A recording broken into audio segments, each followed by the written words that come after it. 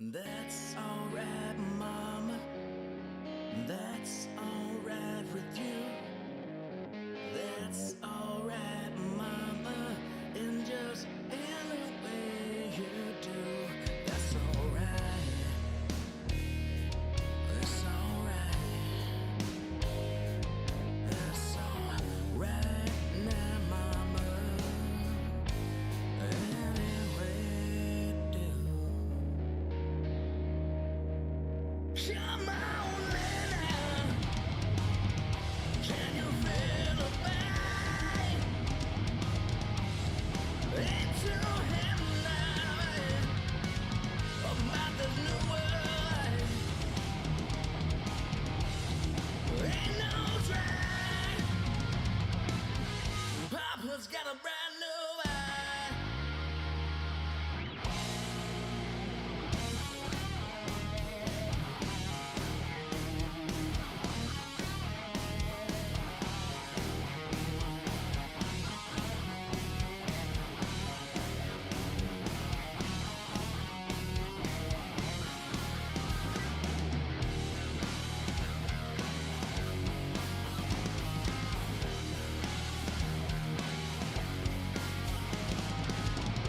Purple haze in my brain.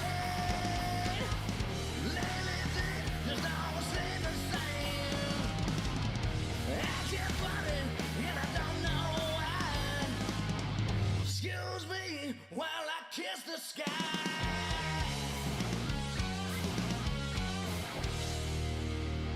What is going on? Happy, what is it, Tuesday? It's Tuesday. Hockey season starts tonight. Real hockey.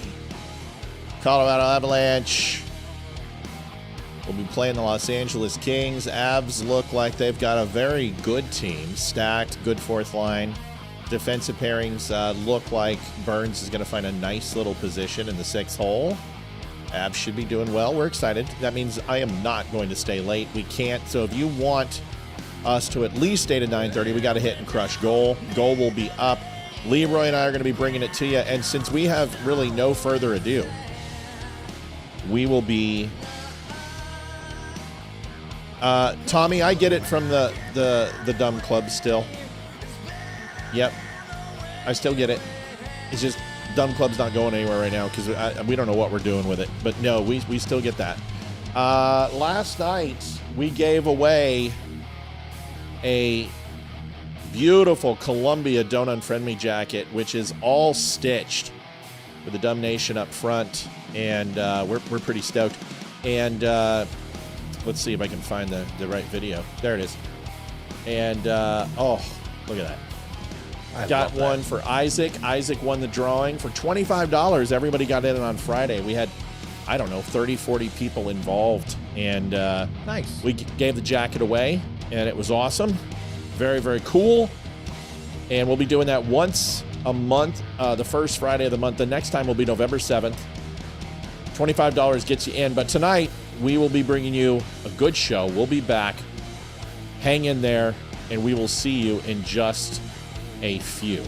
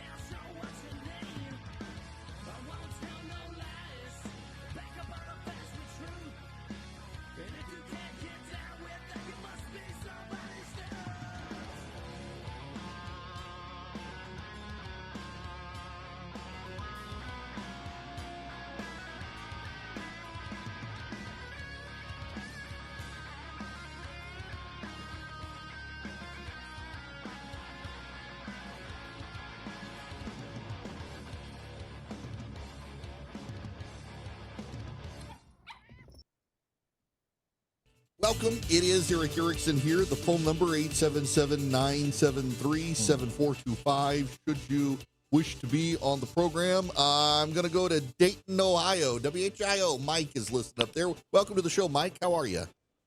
Good, sir. How are you? Hey, this is the second time I'm calling in. You and I had a really great conversation last time about the strength of China. Yes. I am one of the intelligence analysts. Do you mind if I get in a quick plug here? Go for it. I'll allow it. Okay. I am one of the hosts of the Don't Unfriend Me show. It's a podcast, and we reference your show all the time. Fascinating stuff. Listen, plug your podcast one more time. Thank you very much. You have a good day. Thank Mike. Yeah. Mike, Can you hear me? Give the name of your podcast one more time. Yeah. So it's called the Don't Unfriend Me show. Facebook, X, Tumblr. Perfect. All of the major platforms. It's on every day from 7 p.m. And it's myself and another gentleman named Matthew Spear. We host it, and we are two former intelligence analysts. Perfect. Mike, thanks very much. I appreciate that. Don't unfriend me either. 877-973-7425. Y'all, I want to read you. Adjusting transmitter output. This is the Don't Unfriend Me show with your hosts, Matt, Leeroy, Amy, and Olivia. Geopolitics, military analysis, and election coverage. Coming to you live on all major social media channels at The Dumb Show. Honest, direct, unfiltered. We can agree, we can disagree. Just don't unfriend me. We're going to get started right away. Leeroy, if you get hungry, you can eat one of those pumpkins sitting over there and take a big bite. Festivities. Those look not edible, but thank you. We have a huge budget here, so we figured we'd go all out for. We're going to make sure that the center area on the table is Christmas tree or, whatever, holidays, Valentine's heart, whatever. Who cares? We have a budget, so. Someone's like, "Hey, Facebook is at it again." Yes, they are, they're throttling us again, and it's because election time. We're 1 month out. In October, it just dropped off. So, listen, donations going to be really important up until the election. So, right around November 6th. So, we've got to hit goal. We're going to need that help, especially after losing Wimkin. So, if we can help out, we'd appreciate it. We ask about it at the beginning of the show. I feel like we've been doing this long enough with y'all that I don't need to sit here and run it down how Facebook demonetized us and how we keep having these sporadic times of growth and having some like, oh my gosh, we're going to be okay. And then them pulling the rug out. But it is election time. We knew it was going to drop off a little bit. They're going to stop promoting us as much. So we just need to break the algorithm. And the way we do that is to share the show, watch the show. And if you can help us out, listen, donations, whether it's we proved we did $25 donations and we raised almost $800 in one night. And it doesn't take something revolutionary. If everyone gives $5, $10, we hit it like that. So if you can help out, please do. You can go to thedumbshow.com/donate. We'll make sure we put up the QR codes. My name is Matt Spear, and to my, I guess my proverbial right, the way I'm looking, or your version of left is, the hell's your name? To the port and starboard, right? What is my name? It's Leeroy Jenkins is what we go by. And I am also one of the co-hosts, former intelligence analyst with the U.S. Navy. So is Matt. And just a weird string of events that have kind of led our paths to cross. But I still do some government contract work. And so I have a kind of an intimate knowledge of the working government. Hence how we ended up on this show. We just we found out we love each other, folks. Very much, and we profess our love constantly. Amy Bordeaux donated $21.10. Amy, thank you so much. That's a great first start of the night. We got a lot to do, and tonight's going to be a little bit different. Tonight's going to be a conversation that we want you to be included in, and we want to know what your thoughts are. 276-200-2105. Listen, there's no love lost with Candace here, and you guys know how we feel about Candace Owens, and you also know how I feel about Tucker Carlson. And you also know how I feel about Israel. So I just want to get my cards on the table here. Okay. It doesn't matter the time that I spent with IDF or the time I spent working with a certain group of people in the Middle East does not mean that I have unfettered loyalty to Israel. I'm America first. I just happen to believe that America first, in my eyes, means that Israel must stand from a theological standpoint and a geopolitical standpoint. Not just now that I've expanded and I'm learning more about Christianity and my faith with God, and yes, late in life, standing with Israel is I believe essential, because the Bible and its prophetic ways has stated that the entire world will turn against Israel. And this was my biggest fear of October 7th. And I told Leeroy remembers what I said that day. Is October 8th, I said two things are going to happen. One is that in the next 30 days, Israel is going to literally destroy Gaza and everything standing, unless there is 100% unilateral surrender of these terrorist groups. Hezbollah, JIP, the Houthis, Hamas, ISIS-K, any other groups, IRGC, will be systematically annihilated. And they have been. Hezbollah's gone. There is no more Hezbollah. And come hell or high water, they're going to level earth. And they did. And the second thing I said is, you're about to find how much the world hates Jews. And I didn't need the Bible to tell me that. So isn't it funny that so many people on the left claim to want to champion for the rights of a minority, but then when it comes to someone like whole groups like the Jews, it's one of the largest minorities on the planet. One of the largest minorities on the planet. Jews they don't own a considerable portion of the overall populace on planet Earth. And that's because they've been systematically attempts to annihilate them has happened throughout their existence.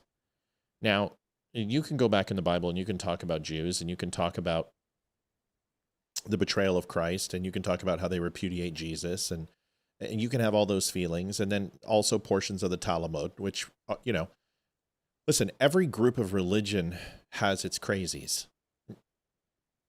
There's Opus Dei with the Catholics. There are certain Mormon groups that continue to practice the older ways with polygamy and other things. Right. You've got religious, obviously you have the Muslim extremists, and every religion has its downfall. But, there's these rumors that you can't go to Israel and be a Christian without being spit on. This is a complete fabrication. Thomas Cawthorn donated $5. Let's start the night off right. Thank you, Tommy. Thank you, Thomas. So when you go to Israel, let me just explain what Israel is like. Israel is pretty much like every other civilized country in the world. And there is a military level of security that you feel, and an IDF presence throughout the territories, because they are constantly under threat of attack.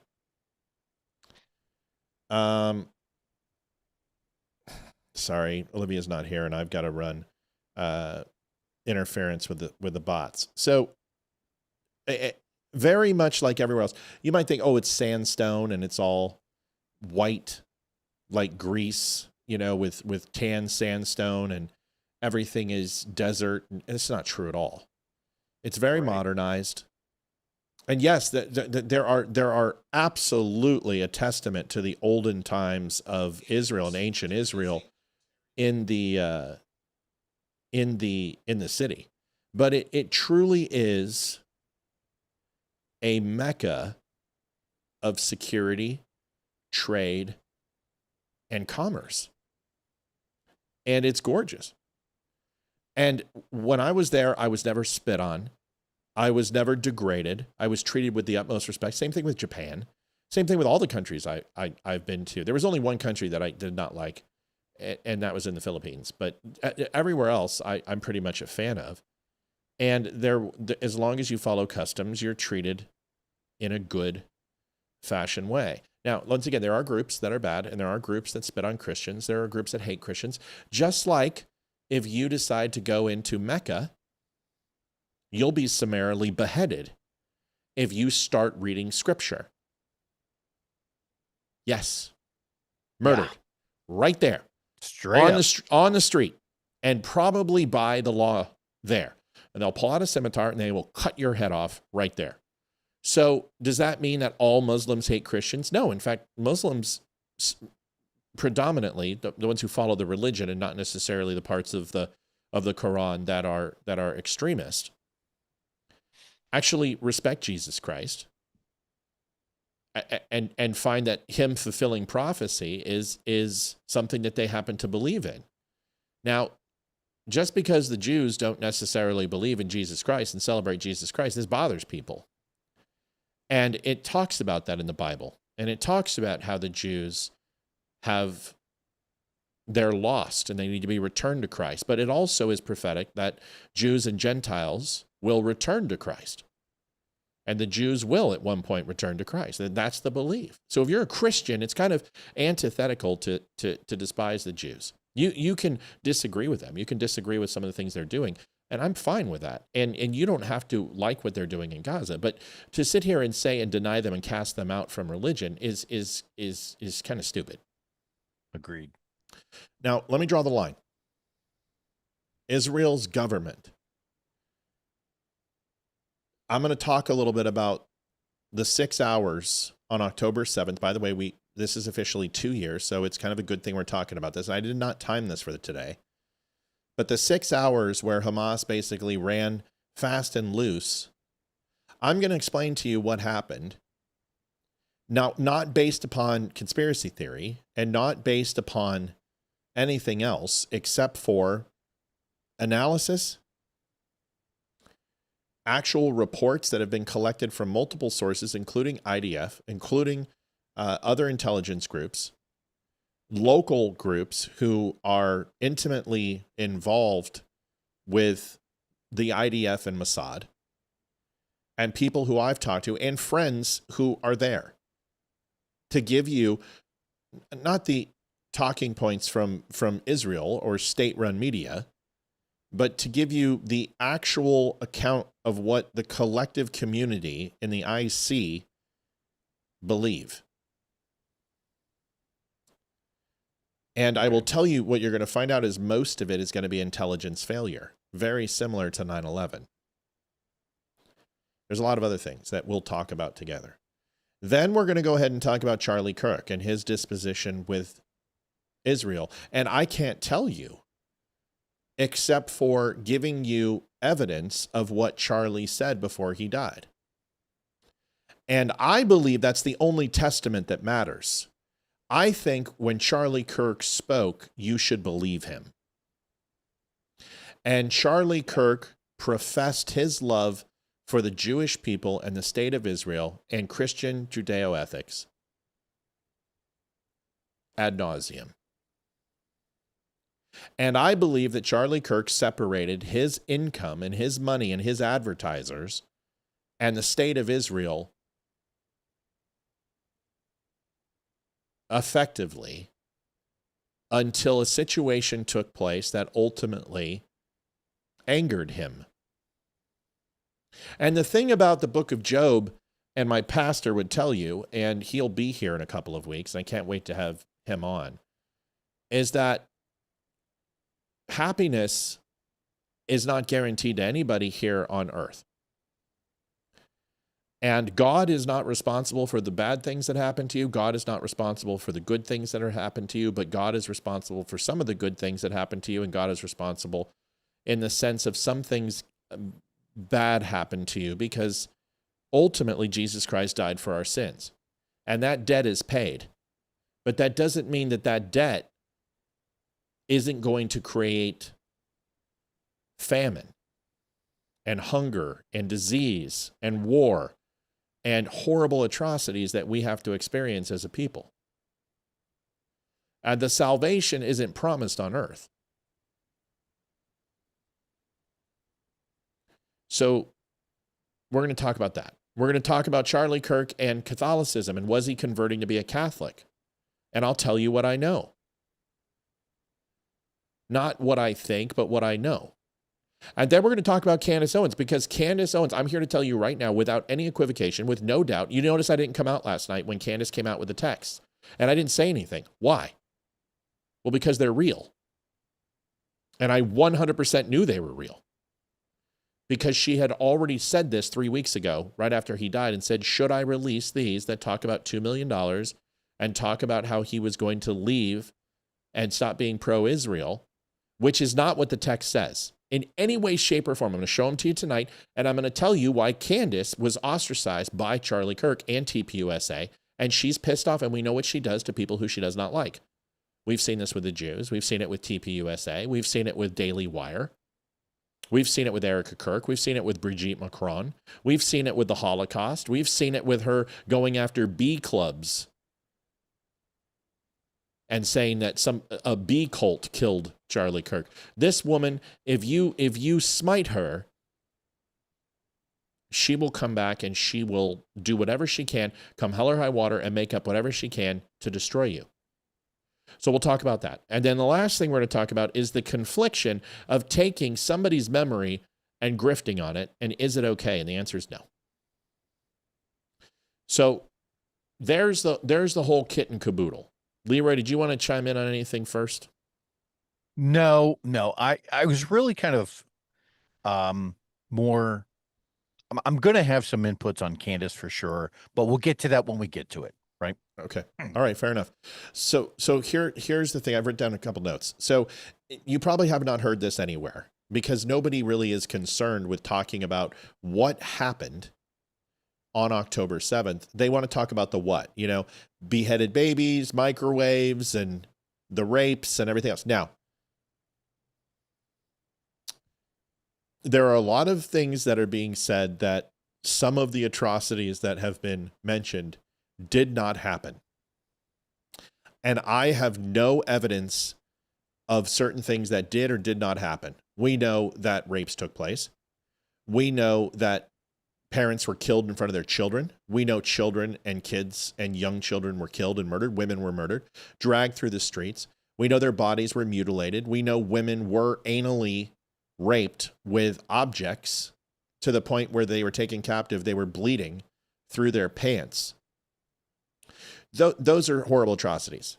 I've shown you a few of the videos of what's happened with the dead bodies. I've shown you videos of what happened with kids and a father jumping on a grenade in a kibbutz. And I've shown you as much as I can get away with that I'm allowed to show you, because if I show some of those things, I won't have a channel anymore, and I can't do that either. So I'm going to give you what happened from an Israel, IDF, and Mossad standpoint. I'm sure someone's going to clip that. Oh, he said Mossad was Hamas. No, I'm 51 years old and I'm tired as shit. And I got to stay up till 2 a.m. tonight to watch a hockey game because the West Coast sucks. So here is my breakdown. Leeroy will chime in where he needs to. First thing about this is Hamas achieved total surprise. Total surprise. Now, some people might say, how is that possible? Mossad is the greatest intelligence agency ever. Yes, and that also is their downfall, is because like the United States, which used to be the best intelligence agency in the world, we got lazy. And we started relying on electronic intelligence, and we started relying on our capabilities on military technology to get us through rudimentary and provincial attacks that could slip underneath because we didn't consider them.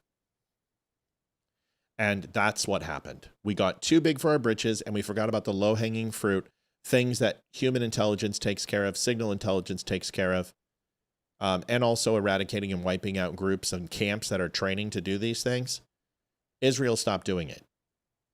They saw the training of Hamas. They thought it was ultimately build up to the holiday. And they've seen it before, and they ignored it. But Hamas was extremely intelligent, and this was a 9/11 type level of attack. Correct. Surveillance systems on the Gaza border were very lightly manned. And we're talking about towers. We're talking about video surveillance. You have to understand, they surveil hundreds and hundreds and hundreds, if not thousands, of key critical points all along the border. It would be like trying to cover something like Ukraine or the U.S. border with Mexico. It can't be done. There's just not enough technology. Now, it was also Shimshat Torah, which is a holiday. And with Simchat Torah, they were down to 1/3 capabilities. 33% of their military was on, 66% of their military and government institutions were on stand down. This happens very often in the United States military. Leeroy will tell you all about it. Running a skeleton crew is what it's called. So a major Jewish holiday, many senior officials were off duty, and you had low-level supervisors or entry-level supervisors who have never been through anything like this before on duty. And this is common with junior officers to run during holidays as a penance of being the newbie or the NFG. If you don't know what that stands for, just Google it. Hamas was very smart about communication towers. They destroyed communication towers en masse. The monitoring posts were also hit and attacked, and it left command centers effectively deaf and blind. And the whole point about command, control, and communication is that without communication, you cannot command, and then you lose control. Communication is the key in the C4 and computers, but C4 pyramid is you go after the communication and everything else will fall. If you cut off the ability for command to talk to its troops, command to talk to its FOBs, you leave them independent to their own resources. And any type of spin-ups or QRF or anything else that you would help those individual bases with air support or additional intelligence or get something squawking and talking up in the sky is limited. ISR is limited. There was confusion inside the IDF chain of command. We know why. True. Local bases reported attacks immediately after 6:30 a.m. They were reported immediately, but commanders hesitated to believe the scale of what they were hearing. They just didn't think it was possible. They got like when the initial tower was hit, nobody was like terrorist attack. The second time, that's when they said terrorist attack. The messages went up the chain very, very slowly. There were a lot of field reports, and they weren't verified for more than an hour. So right now you've got 1 hour and let's say a 1 hour response time. I understand Israel is small. I understand it's New Jersey. I get that. But it's still a lot of area to cover.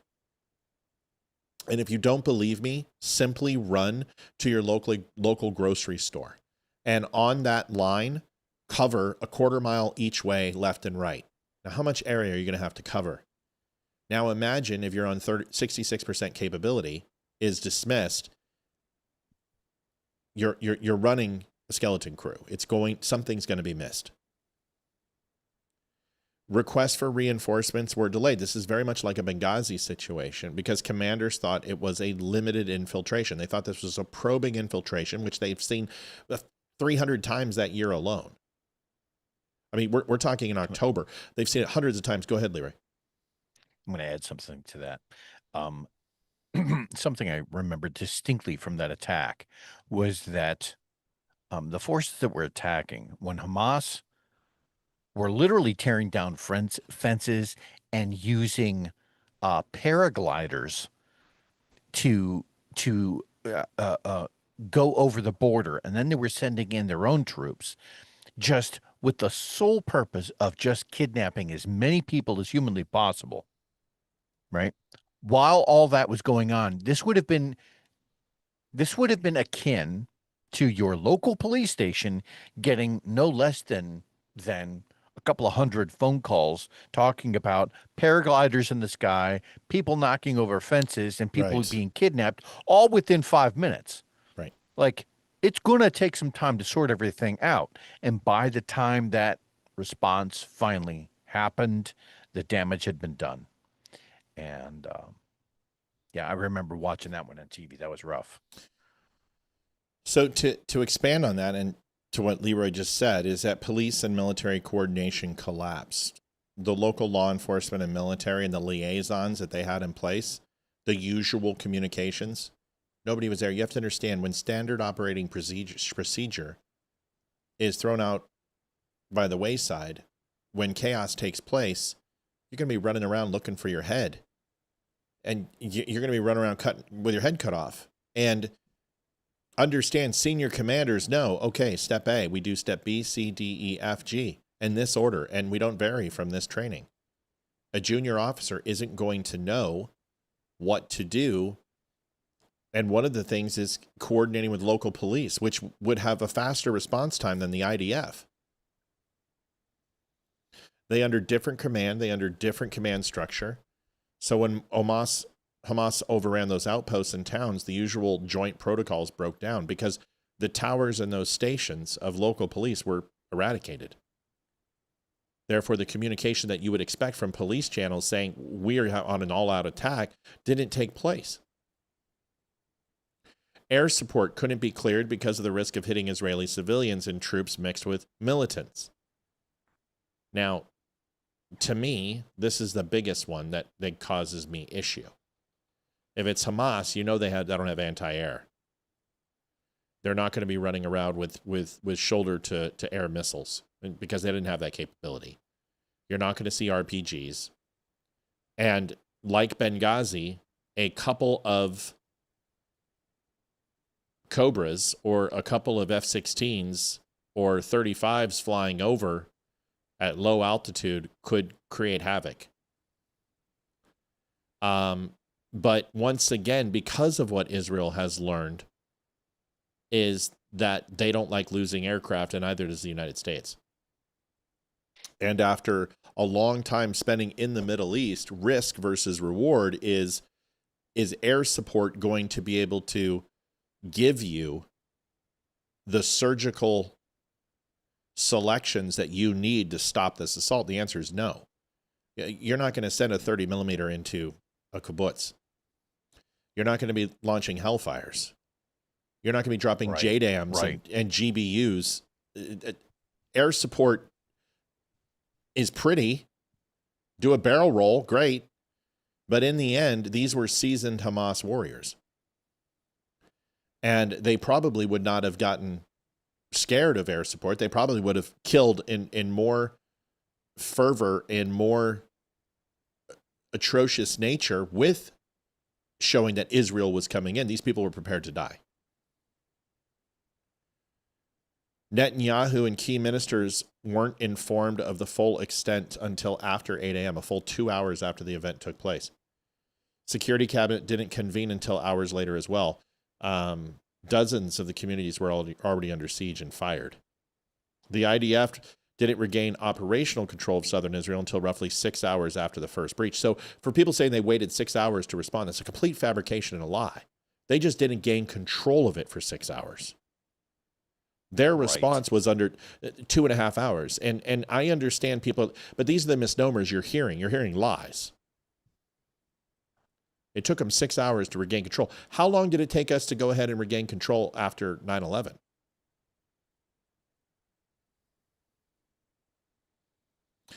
Search and rescue didn't begin immediately. Joanne Townsend, $10. Thanks, Matt Leeroy. Thank you, Joanne. Thanks, buddy. I had it covered up because of notes. Lastly, the biggest issue with all intelligence failures is a culture of overconfidence. It is the kiss of death. It killed us in Pearl Harbor. It killed us during crashes of the loan industry. It killed us during the dot-com bubble. It killed us with Syria. It killed us with 9/11. It killed us with Oklahoma City. Overconfidence kills intelligence apparatuses. For years, Israel relied heavily on technology, walls, sensors, drones to contain Hamas, and believed that the group was deterred, and they held them contained to a few rockets every other day. That mindset led to a very slow human intelligence response, like I said earlier. Now, that's probably the first time you've heard that breakdown, but there it is. There's the truth. Now, you can go ahead and denounce that and say those are propagandist lies. Well, that was a pretty critical analysis of the failures of Israel on October 7th. And I don't think you've heard that anywhere else. Because I'm not sitting here and saying Netanyahu did it so they could go ahead and take land in Gaza. Because that's that's the only thing people are giving you. Netanyahu has a lot of enemies.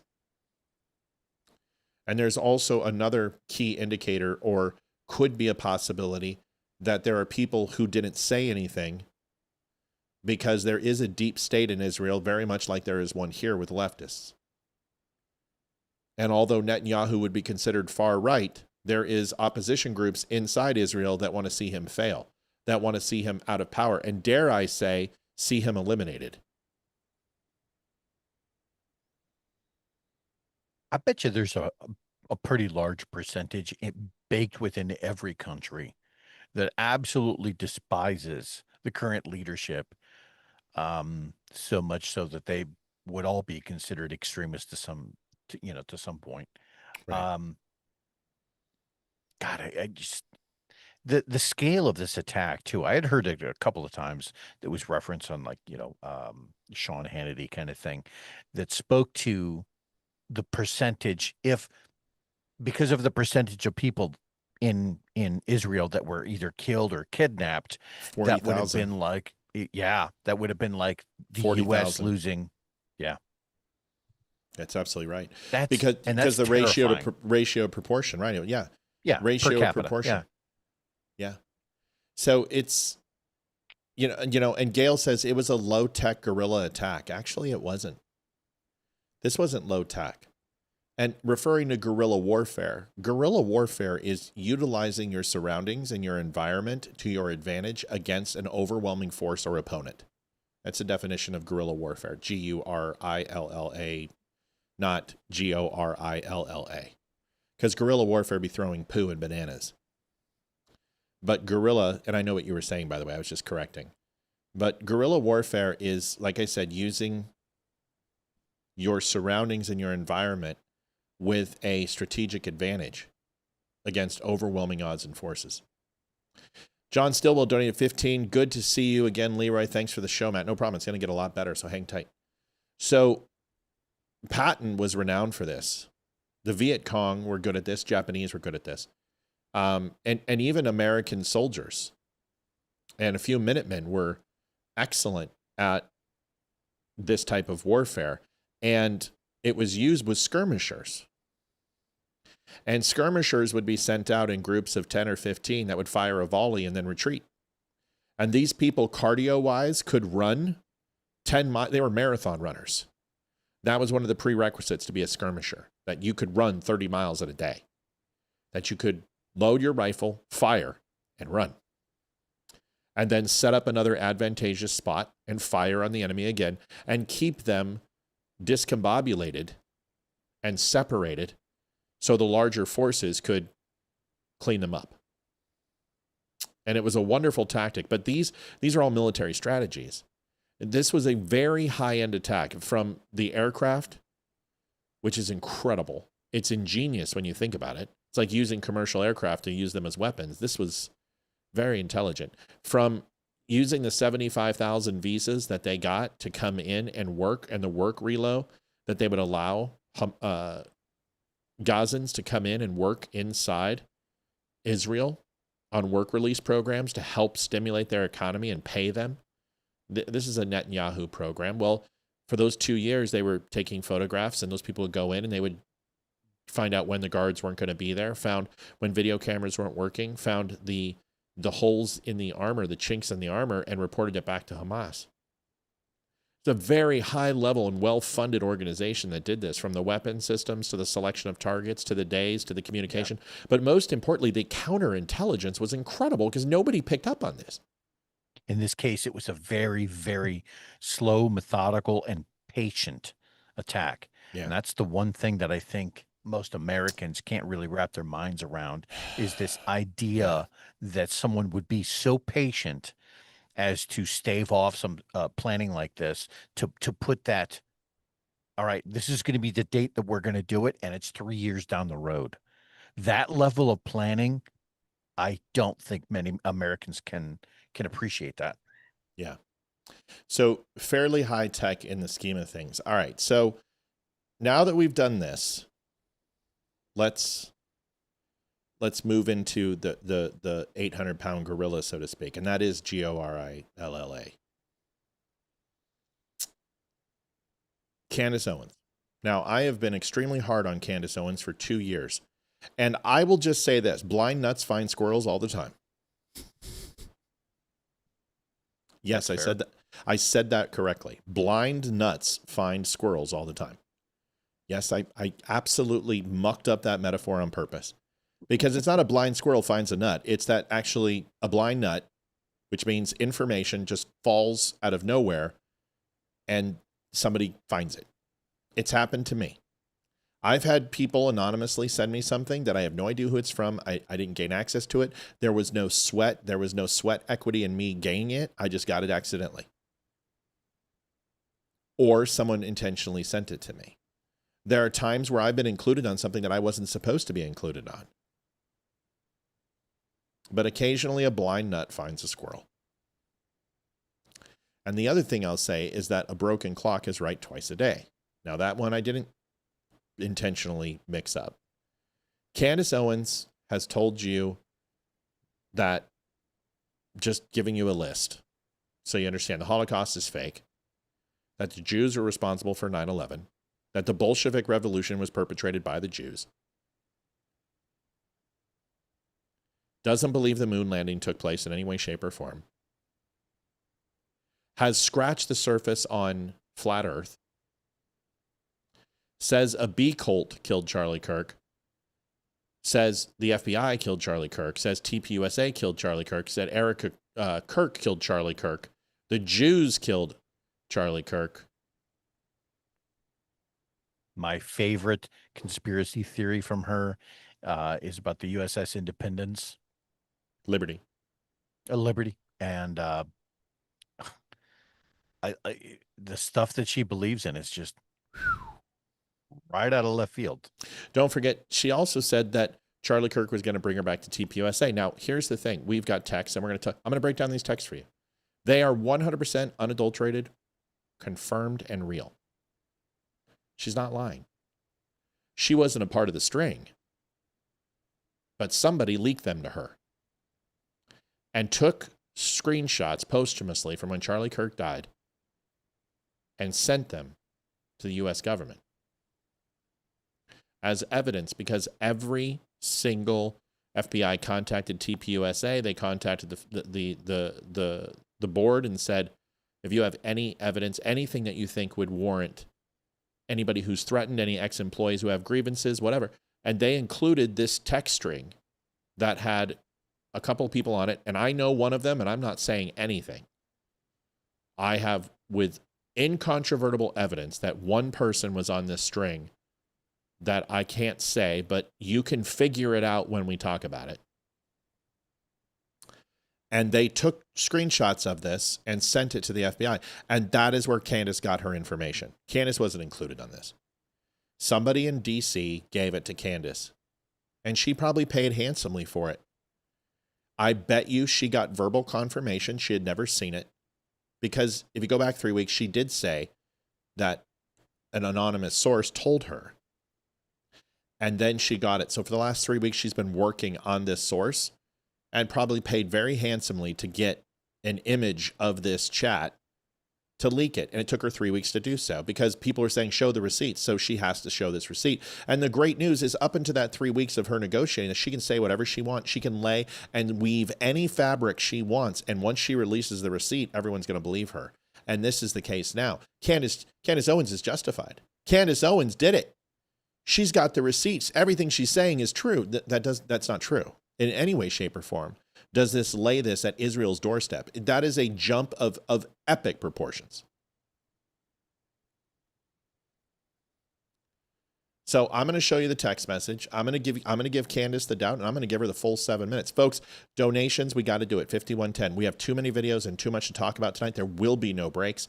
I can't afford it. But what I can't do is give you this and not hit goal. So this is one of those nights where we got to hit goal. We got to crush it. We got to make it happen. Plus, I got to take Thursday off too, because I have to go to my daughter's recital. I was going to go to DMV tonight because she's getting her driver's license started and the parent needed to be there. Olivia's doing that for me. But Thursday, I have to go to the recital or choir concert. So we're trying to hit it tonight. So it would be really awesome if we would overdrive. Please help out. We've got enough people on. So here's Candace Owens.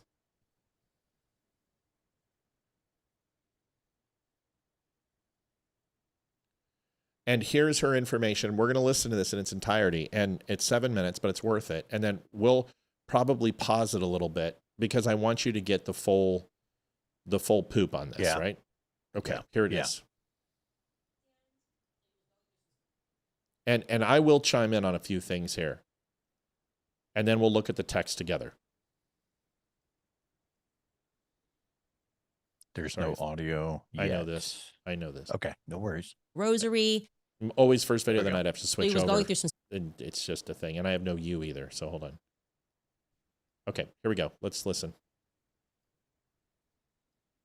He was going through some spiritual changes towards the end.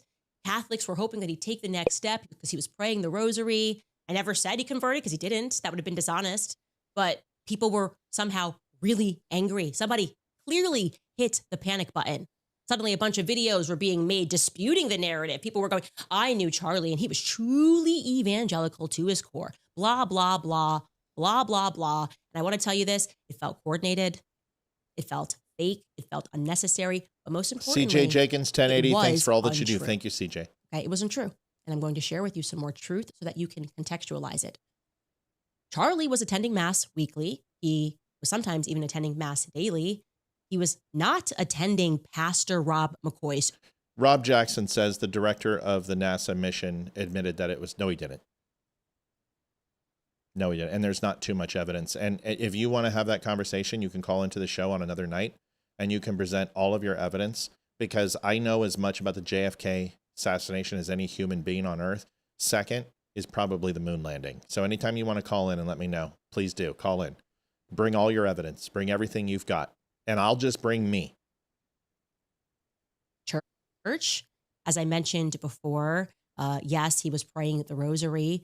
Charlie, in fact, was wearing the St. Michael pendant when he died, okay? As has already been publicized, Erica took a Catholic bishop with her to pray over his body on the day that he died. These are all indisputable facts. And it is also a fact, which was presented by Megyn Kelly, that a few weeks before his death, Erica had a priest come over to pray over them when some witches thought it would be funny, whatever, to put a hex on him. Okay. That's a lot of things that were happening behind the scenes. And the people at Turning Point USA knew those things to be true. Okay. They knew everything that I just shared with you. They knew for a fact. So I was a bit astonished when Andrew Colvett and Alex Clark See, what's great is that when Candace is telling the truth, she's able to lay out facts, and she is able just to systematically dissect, and she presents so well. This is the old Candace. She's not crazy. She is just grifting. This is an excellent argument. It's key reference points. There's not a lot of assumption, but you always know when she's lying is because when she just literally, like, she's up and to the left, she's creating as she's talking, and it's horrible. No, Stan, okay, I'm not, okay, Rob, not tonight. I'm asking you nicely. Don't distract me from this, please. Because you're going to start talking about the moon landing, and then I'm going to get into that, and I'm asking you kindly, please. My ADD is too serious for you to do this to me. This is too important. I don't fucking care about the moon landing, okay? So please, not tonight.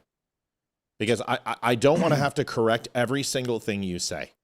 I'm asking you nicely. Clearly jumped in this inauthentic attempt to dissuade the idea that Charlie was softening on Catholicism. It read to me like just sheer hatred of Catholics for no reason at all. Here's what they said. I'll jog your memory. I want you to listen to this now in the context of all of the additional details that I just shared with you. Okay, take a listen. I'll pay you $10,000 right now in Apple stock. I can't give you any cash, but I'll give you Apple stock. $10,000. I'll transfer it to your name. 5 minutes. Give me a video of Stanley Kubrick, a piece of paper, anything, an affidavit where Stanley Kubrick said that he actually filmed it. Go ahead and do that for me, and I'll give you $10,000 in Apple stock. You have 5 minutes. Matt@thedumbshow.com. $10,000 in Apple stock if you can show me one piece of incontrovertible evidence that Stanley Kubrick said that he faked the moon landing. Go ahead and do that for me. Was he becoming Catholic? No. But he really loved Catholic Mass. He loved the ritual of it. He loved the beauty of old Catholic churches and the stained glass. And him and Erica would go sometimes. Yeah, well, Erica's a cradle Catholic, but she ended up kind of like me. I grew up Catholic and First Communion and went to Catholic high school, but then I ended up becoming a Christian in college through a Protestant church, through a non-denominational kind of more experience. It was actually Presbyterian, and then it was kind of non-denominational. And I think Erica kind of follows that same path. She and I share that. Also, by the way, I just want to draw attention to, she's posted a photo of her and Charlie and the kids in mass before, and somebody in the comment section said, "Oh, are you guys converting?" And she said, "No." Okay, so this is really interesting. Because, Rob, you have 4 minutes. So, my mom was Greek Orthodox, and she flirted with Catholicism, and she wanted to convert to Judaism because of bloodline. And she used to go into a Catholic church and light candles, but her church was non-denominational, but she used to go like to light a candle. She also had rosary, but she wasn't Catholic. So religions cross-pollinate sometimes, and usually it's because of a loved one or a family member or whatever. I've read through the Quran. I've read through the Torah. I've even went through the Necronomicon for the love of Pete, because I like to consume a lot of information. But Leeroy, is this uncommon in religion? I mean, I'm fairly new to it. I don't think it is. I think a lot of times, especially when, how old was Charlie? He was in his 30s, right? Candace isn't even that old. But when you are really trying to carve out a spiritual path, when you're trying to discover spirituality, what it means, and determine what that right path is for you, a lot of times I have seen people that will not only will they question maybe how they grew up, as far as, oh, well, if I grew up Jewish, am I really Jewish? Or if I grew up Catholic, well, my parents said I was Catholic. Now it's true. Now it's time to test those waters. And so what they'll do occasionally is, if they're spiritually curious, they might attend other services, right? And they might do so, one, out of a family or a friend invite, or two, just be due to geographic restrictions. Maybe there's not a Roman Catholic church around the area, so they say, oh, you know what? This Presbyterian one might be the way that we go for now. It's, people try to do that all the time as they find out the right spiritual path that feels right for them. Right. And even if he was going to convert to Catholicism, it doesn't matter, considering that they are Christians as well. No, they may be highly involved into the church and the more glamorous theatrics of theocratic demonstration, but they're still Christians. So that doesn't bother me at all. And by the way, a pastor cannot perform an exorcism or remove a curse. It is predominantly within the Catholic religion, if I'm not mistaken. So there are some times where, especially like with Tucker Carlson, who supposedly, by his own admission, was visited by a demon, the process of exorcism or removing that demon's influences would be through the Catholic Church, if I'm not mistaken. Now, there might be some others. It's matt@thedumbshow.com, dude. Same address. You're not going to find it because there's nothing exists. So don't even worry about it. Rob, Stanley Kubrick never, ever. His daughter denied it. This is because it's 2001 Space Odyssey. I've read it. I've seen it. It's been debunked. There's just no factual evidence. That's why I'm absolutely secure that I'm willing to give you portions of my retirement. So, Rob, with respect, we're not going to do this tonight. I help your veteran friend. I hope he's okay. Please come back to the show. Appreciate you very, very much. So, needless to say, if Erica was a cradle Catholic, then her influence with Charlie most assuredly would be important, considering that she was one of the most important people in his life. And my wife is one of the most influential people in my life. So that doesn't prove anything. And because you become a Catholic doesn't mean you dislike Jews all of a sudden. That is not the case. I also struggle a little bit with, I understand that she's got a podcast to do and she's also trying to turn a buck, but Charlie's faith and his private journey, His private relationship with God is none of our business. No. If Charlie was going down a spiritual path, good on him. Let him do that. Sure. So Yep. I don't understand why she's going down this path, except to say that maybe she has some insight because she knew him. But that doesn't. You really want to create change the doubt. fact- You want to create doubt. You Yeah. want to create supposition and doubt. And if he wasn't, if Judeo-Christianity wasn't what his focus was, and he was moving towards Catholicism, and there is a very heavy onus on Jesus Christ in the Catholic religion and the saints, it is different than Christianity. There are a lot of variables that they're not synonymous with each other. That would conflict with his overall support of Israel. She's trying to create doubt, and this is what people do. And it's fine. She can do that. But once again, I'm going to show you evidence of information where Charlie was fiercely loyal to the Jews and was absolutely castigating himself away from Candace Owens, and even claimed that demonic possession was in the realm of what she was going through. I'm going to show you that video. So let's keep listening to this. Yeah. We just like attending sometimes. So she herself had said no. Yeah, and I publicly. think Charlie, one of the things, Charlie really hated worshiping in like a gym. Rob, I don't think I'm right. I just, listen, me being right or wrong is immaterial. There is no factual evidence. There's the things that I asked for: an affidavit, a video, a written statement, deposition. It doesn't exist. So it's not about me thinking I'm right or wrong. This is where people get a hard on with me. And I'm going to address this because I told you I can't. So if anyone wants to know why I'm moving off, is because I asked nicely and you seem you can't stop. So I know I can't stop when people question my integrity or people make comments like that. I'm not saying I'm never wrong. I'm saying you're wrong. And then you're upset because I'm saying that and you can't disprove what I'm saying. So then you say, oh, well, you're never wrong. Well, then in this case, I'm not. Show me the evidence. Show me the exculpatory evidence, Stanley Kubrick saying that he faked the moon landing. Just show me. You say you have it. Show me. And the $10,000 that I give you is going to be nothing because I'm going to make millions off of it. As I'm going to go and prove that the moon landing was fake. And I'm going to be a multi-frickin' millionaire because I'm going to write a book. I'm going to put it behind a paywall. And Leeroy and I are going to go suck Mai Tais down in the middle of some tropical island. Hell yeah. It's not that I'm right. People say this a lot. Matt, you're never wrong. No, I'm never wrong about facts.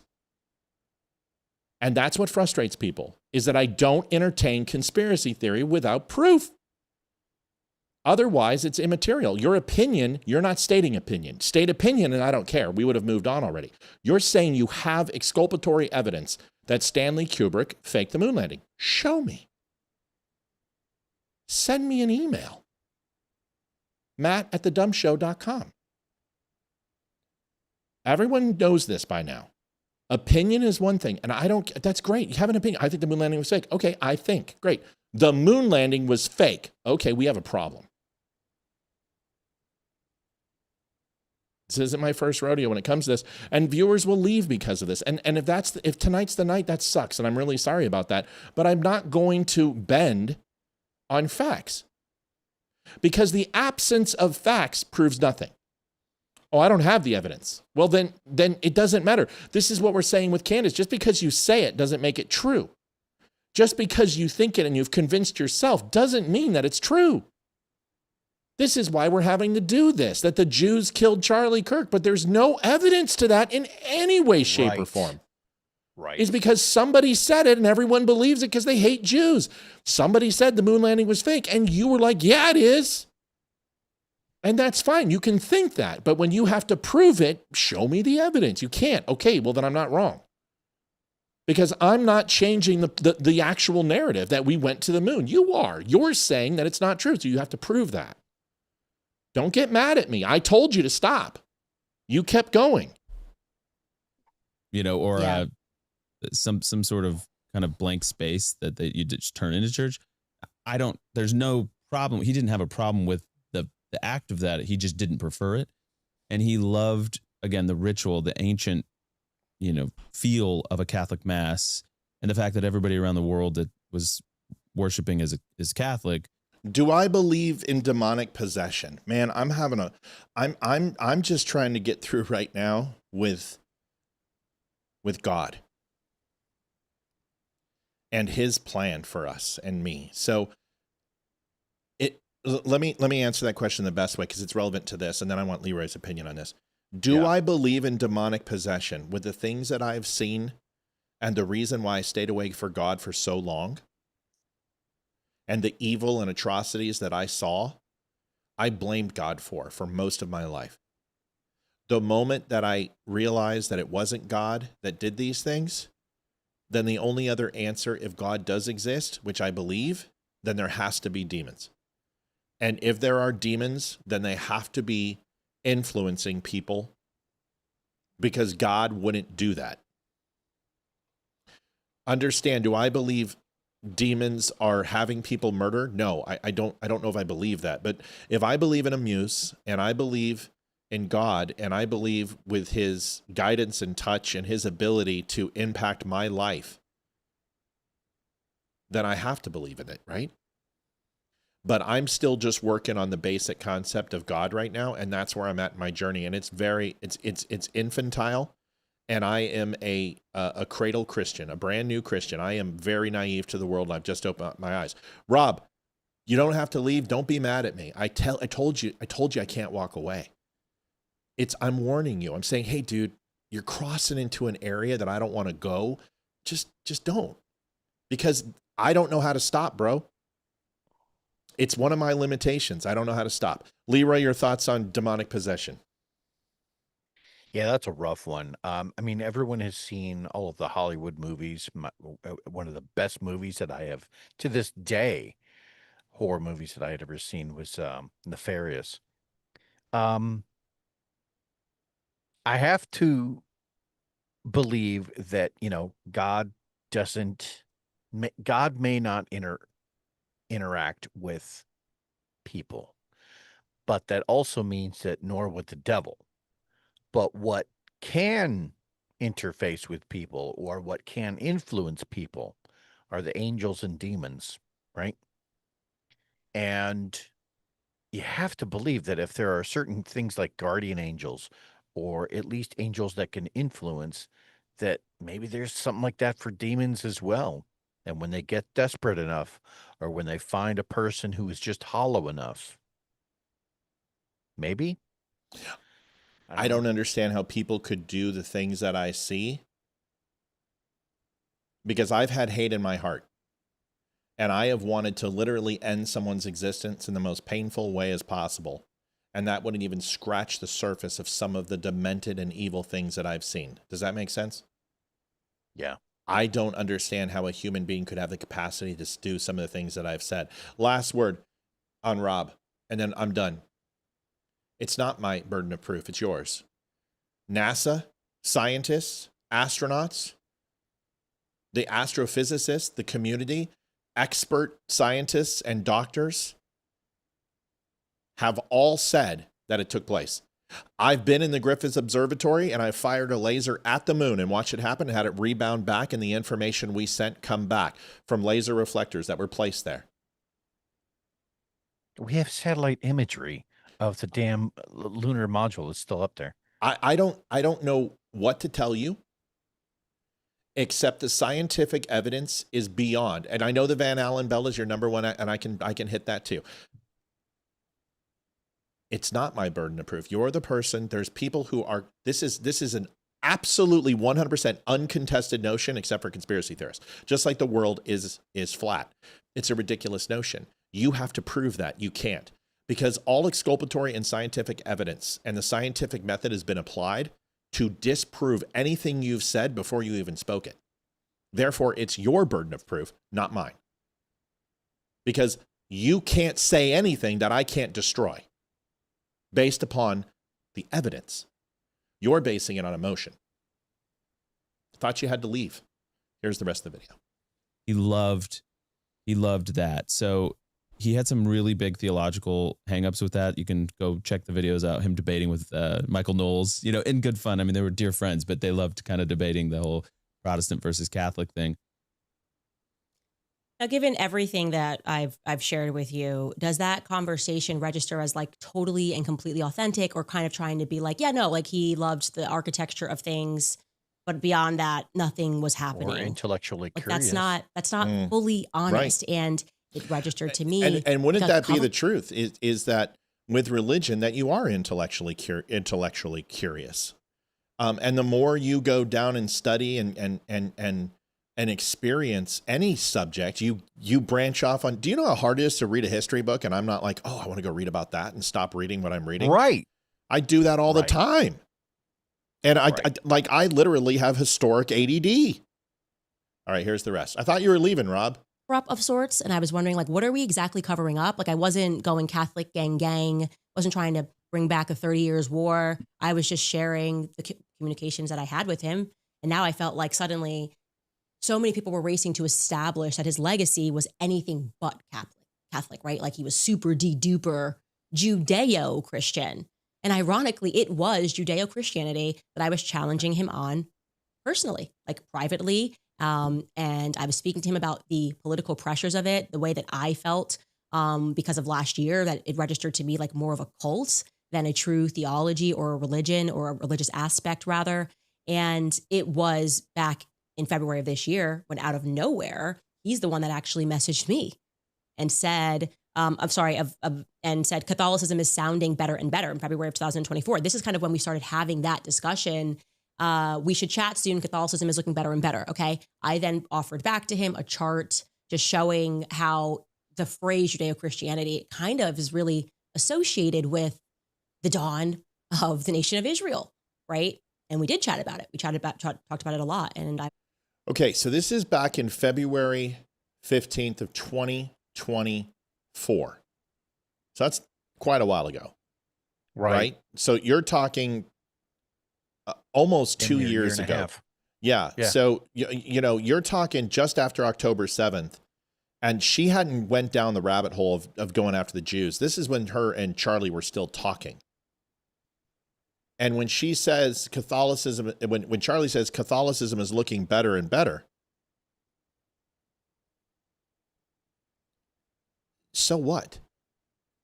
Yeah. He's not saying Catholicism is looking better and now I can go ahead and unabashedly hate and despise Jews. That's not what was said. I want to say thank you for the donation to Brian Hayek, $20. Keep up the good work, Matt. Thank you, Brian. We appreciate you. God bless. Thank you, Brian. So there we go. And one other thing. Charlie also is just showing that from 1940 to 2000, Judeo-Christianity peaked and then plummeted, but so did Judaism, so did Catholicism, so did Orthodox, so did the Muslim religion. All religions have been plummeting for quite a while. We have just recently seen an uptick. So for him to say we should chat soon, Catholicism is looking better and better, maybe what he's trying to say is we're seeing an upturn or an uptick in religion, and that was his whole premise of everything he focused on, was the expansion of Western civilization and bringing God to the masses again and having a revival. And whether that came from in the form of Catholicism or Judeo-Christianity is probably immaterial to Charlie, I would assume. Go ahead, Leeroy. Candace having to dissect his beliefs or his personality traits or the fact that he maybe had gone to a different church than he was normally affiliated with. I find that, hang with me here, because I see this as more of a leftist type trait. This is her basically trying to pick apart his personality or pick apart his religion, when clearly both of them, not just one of them, both of them had gained notoriety in critiquing politics. And through Christianity with support through Israel, because she was a huge supporter of Israel along with Charlie. Okay. I guess I just have never seen Oh, that it as much of that. You just got to trust me. But I can show Yeah. you. I can show you all. I can show no, you a I do video of her trust you. set with Bibi and her professing her loyalty to Israel. I mean, and saying how great Israel is and her trip to Israel was and how beautiful it was. She was always a Judeo-Christianity had not changed with her until her husband, who she recently married, and she converted to Catholicism. And he is a Western European Catholic. So New World Order, wokeism, all that type of stuff. But she didn't rail against the Jews until around that time. March, April is when she started jumping off of her rocker right after she got fired from Shapiro. Go ahead. Yeah. Well, I guess my point is she has no point other than to call into question some level of Charlie Kirk's either his moral judgment, his judgment period, or his ethics. There's no real reason to bring that up unless you're trying to just kind of capitalize on the poor guy's demise.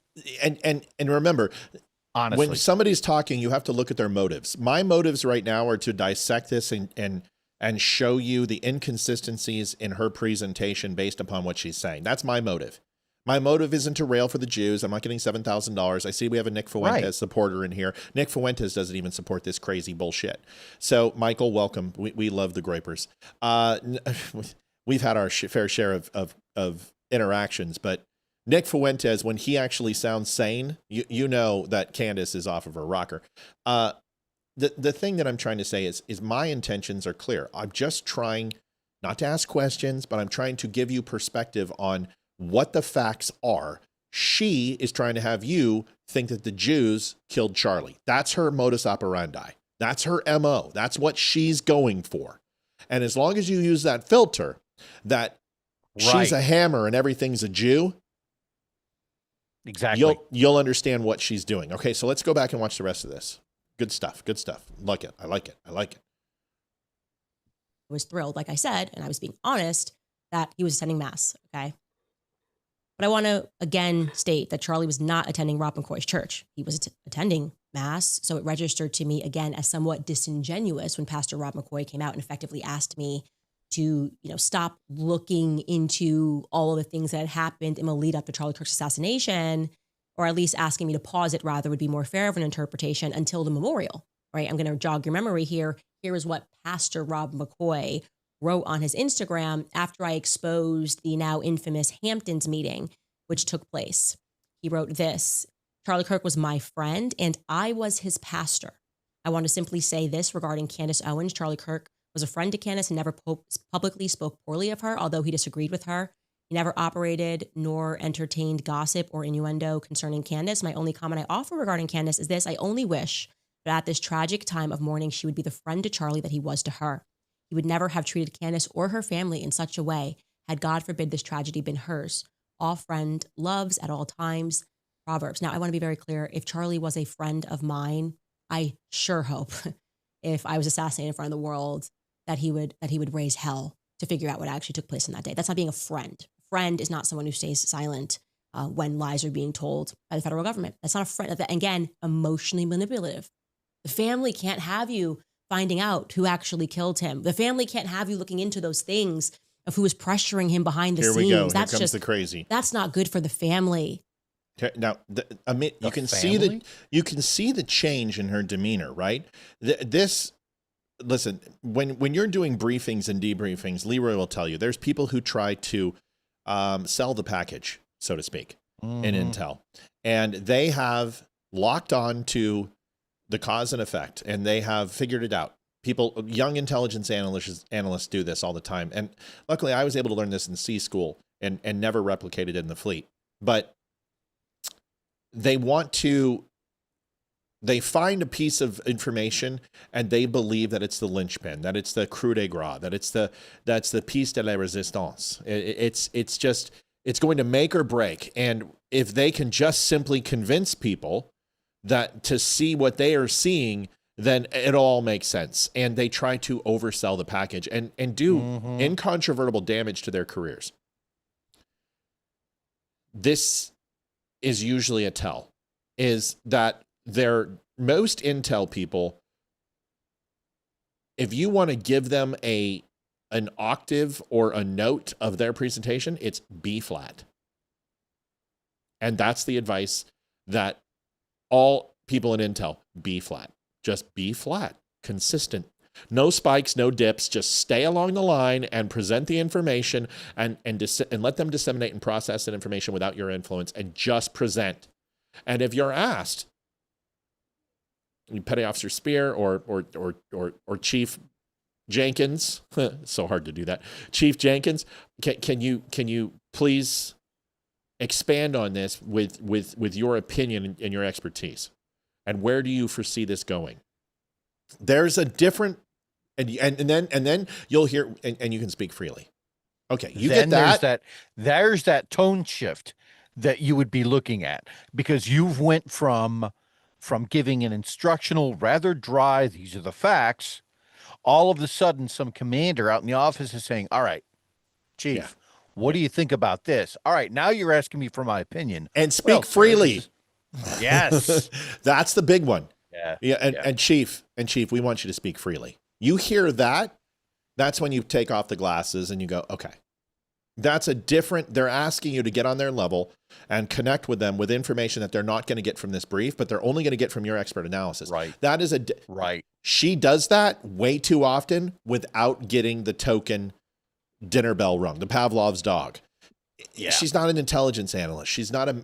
But she is a professional. Right. And she understands inflection. She understands cadence. And she does this on purpose. Is when she moves off the truth, she gets very excited. She gets very flamboyant in her presentation style, so to speak. So watch the. That was her. Have you ever met Captain Ramius, General? That was her moment. Right. Exactly. Slam dunk. And then James Earl Jones, Jesus, Jack, I told you to speak your mind. But that was her moment. Yeah. Here's the rest. Bothers me. I have to be honest with you. That bothers me. I don't even like that, to the untrained eye, he's kind of representing himself or representing Charlie as like a current congregant of his church. I feel like a lot this year I have been feeling as though these pastors are just not as honest as they should be, right? Is that the vibe? Like, a lot of pastors are not really so concerned with the truth, is what I would say. All right. Okay. So we should. So in the middle of this, we got into a territorial pissing match, and I just wanted you to hear the audio in the last part. I know no video was on. So you heard how she said pastors. So there is a very real thing between Catholics and Christians, and there are religious elitists, snobs. And I'm just going to say this, and I don't want to offend anybody. This is my personal experience. This is anecdotal, and I can't give you a factual number, but in my experience with Catholics, they're very snobbish. That's it. And just like there's other religions that I can talk about that are judgmental and homophobic or whatever, I feel that Catholics are a little snobbish. And not all. But there's this like Christian is the junior religion to Catholicism. You guys are the small. You're the short table at Thanksgiving. Sure, it's like we're Kroger's and everyone else is Aldi's. I get it. Right. You're the Temu Christians. The real Christians are Catholics, right? And there is that little snobbishness that happens, and it's not a negative. I'm not saying anything bad. I'm just saying it is there. No, it is true. Listen, that's my experience, and so it was really. Alexandra, yeah, really, in my experience. But does that mine too? But does that mean that all Catholics? No.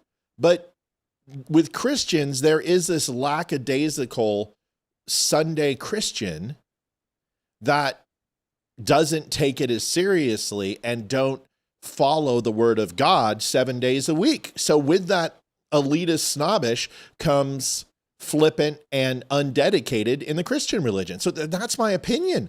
That's just what I've seen so far. It doesn't mean I'm right. That's just the way my opinion is, okay? She just demonstrated exactly what I'm talking about when she said the word pastors. these pastors almost like, yeah, right. So that is what I'm talking about, is this kind of thumbing your nose down at Christianity.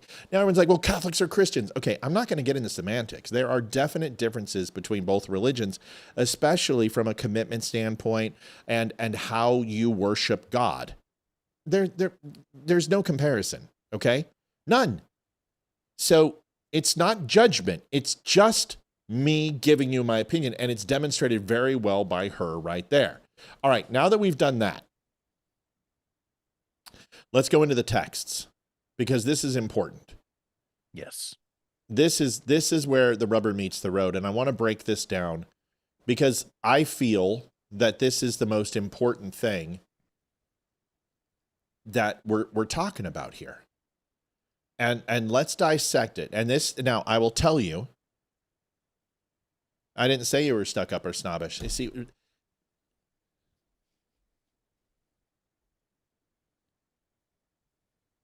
let me say this in the best way that I know how. If you take offense at everything, nothing is offensive. I just specifically said not everybody. So if you're offended, I don't care. I don't care. Be offended. Okay? There. I explained that in the most eloquent and easy going way I knew how, and still we have people throwing themselves on their sword. Come on. Can we just stop? How can you possibly be offended by that comment? And if you don't, and if you're not willing to admit that there's some of that, then you're just being purposely obtuse. Here's the emails. There is a passage over to the right, and I'm going to read that first. Mr. Kirk has also second-guessed about his evolving view on America's commitment to Israel. He told donors in Palm Beach, Florida last December that at Turning Point, we are unapologetically for Israel. But in recent months, his unflagging support had given way to frustration as Prime Minister Benjamin Netanyahu continued Israel's nearly 2-year war in Gaza, according to 2 close associates. Mr. Kirk's willingness to showcase Turning Point events with Mr. Carlson, a forceful critic of Israel, infuriated one of the group's top donors, Robert J. Shillman, a conservative tech billionaire who 2 associates described as a father figure to Mr. Kirk. 2 days before Mr. Kirk's death, Mr. Shillman angrily questioned Mr. Kirk for giving a platform to Mr. Carlson and informed him he was withdrawing a $2 million pledge to Turning Point. Mr. Shillman did not respond to a request for comment. On a podcast tribute to Mr. Kirk 9 days after the shooting, Mr. Shillman had no mention of any discord between them, but said of Turning Point USA, without a leader, it has no particular direction. Okay, good. Okay? Now, here's the text string. And I will tell you, multiple people were in this string. And multiple people were copied on this string. What's up? Okay. Multiple people were copied on this string. And ultimately, it got to Candace. And let's break this down, okay? So we're going to break this down top to bottom and make sure everybody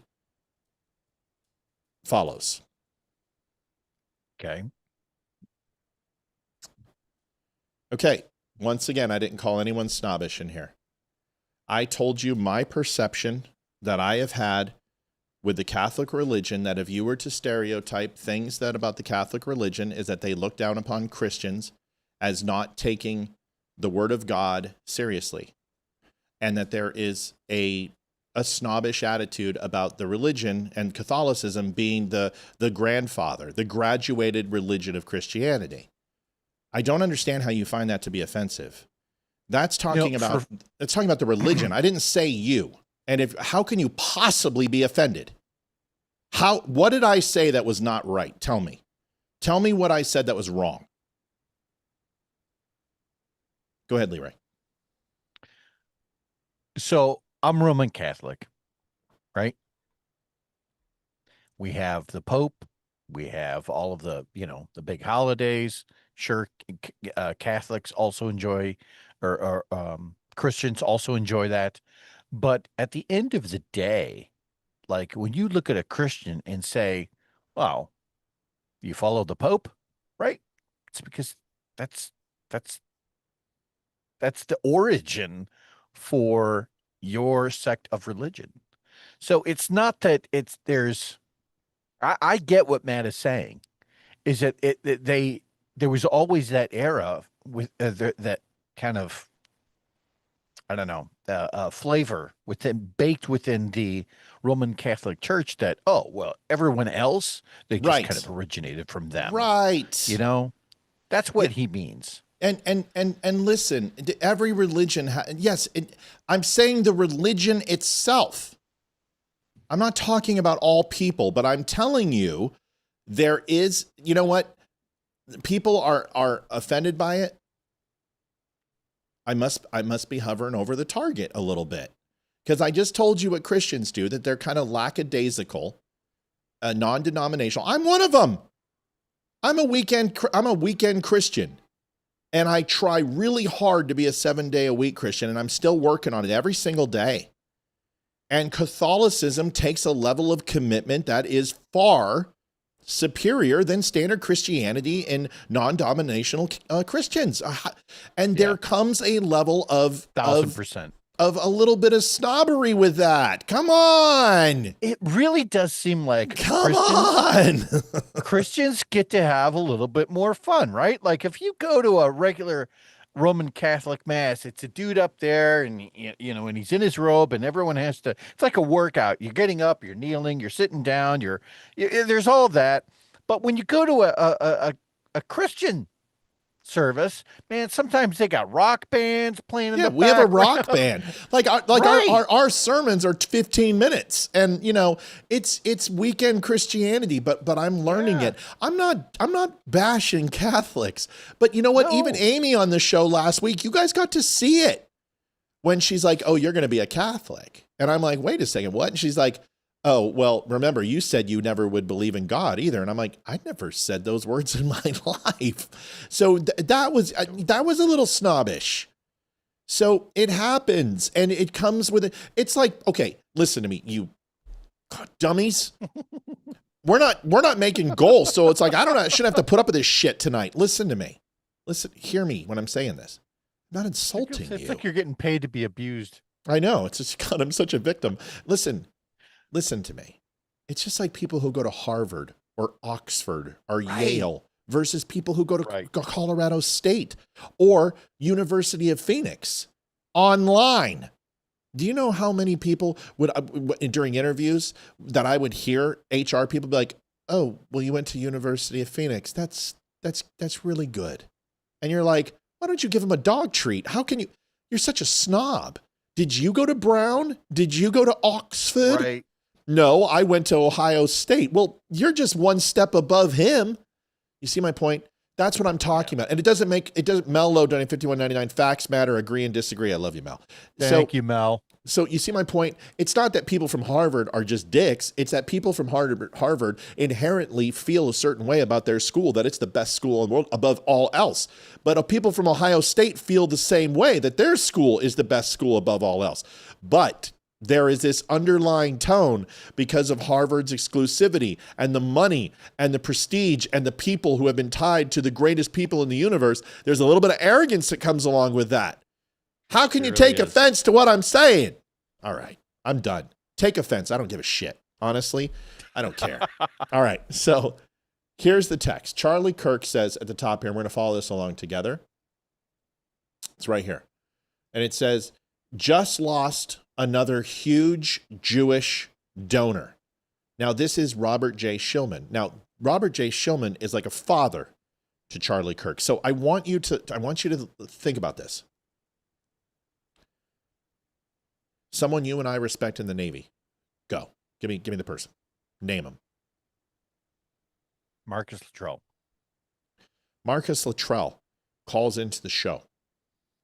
And he says, you two are a bunch of cluster effing FNGs who couldn't find their ass from a hole in the ground, and you both are shitbags. And then hangs up.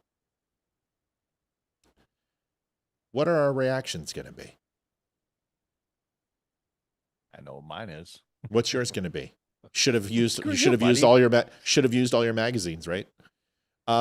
It's chief to you, Petty Officer Luttrell. So do you see someone we both respect and admire comes on and says something, and then we're gonna let loose and cry havoc, the dogs of war, right? Loose arrows, venomous tipped, with acidic, abhorrent tongue, like we're gonna curse upon thee, spit at thee, My last breath at thee.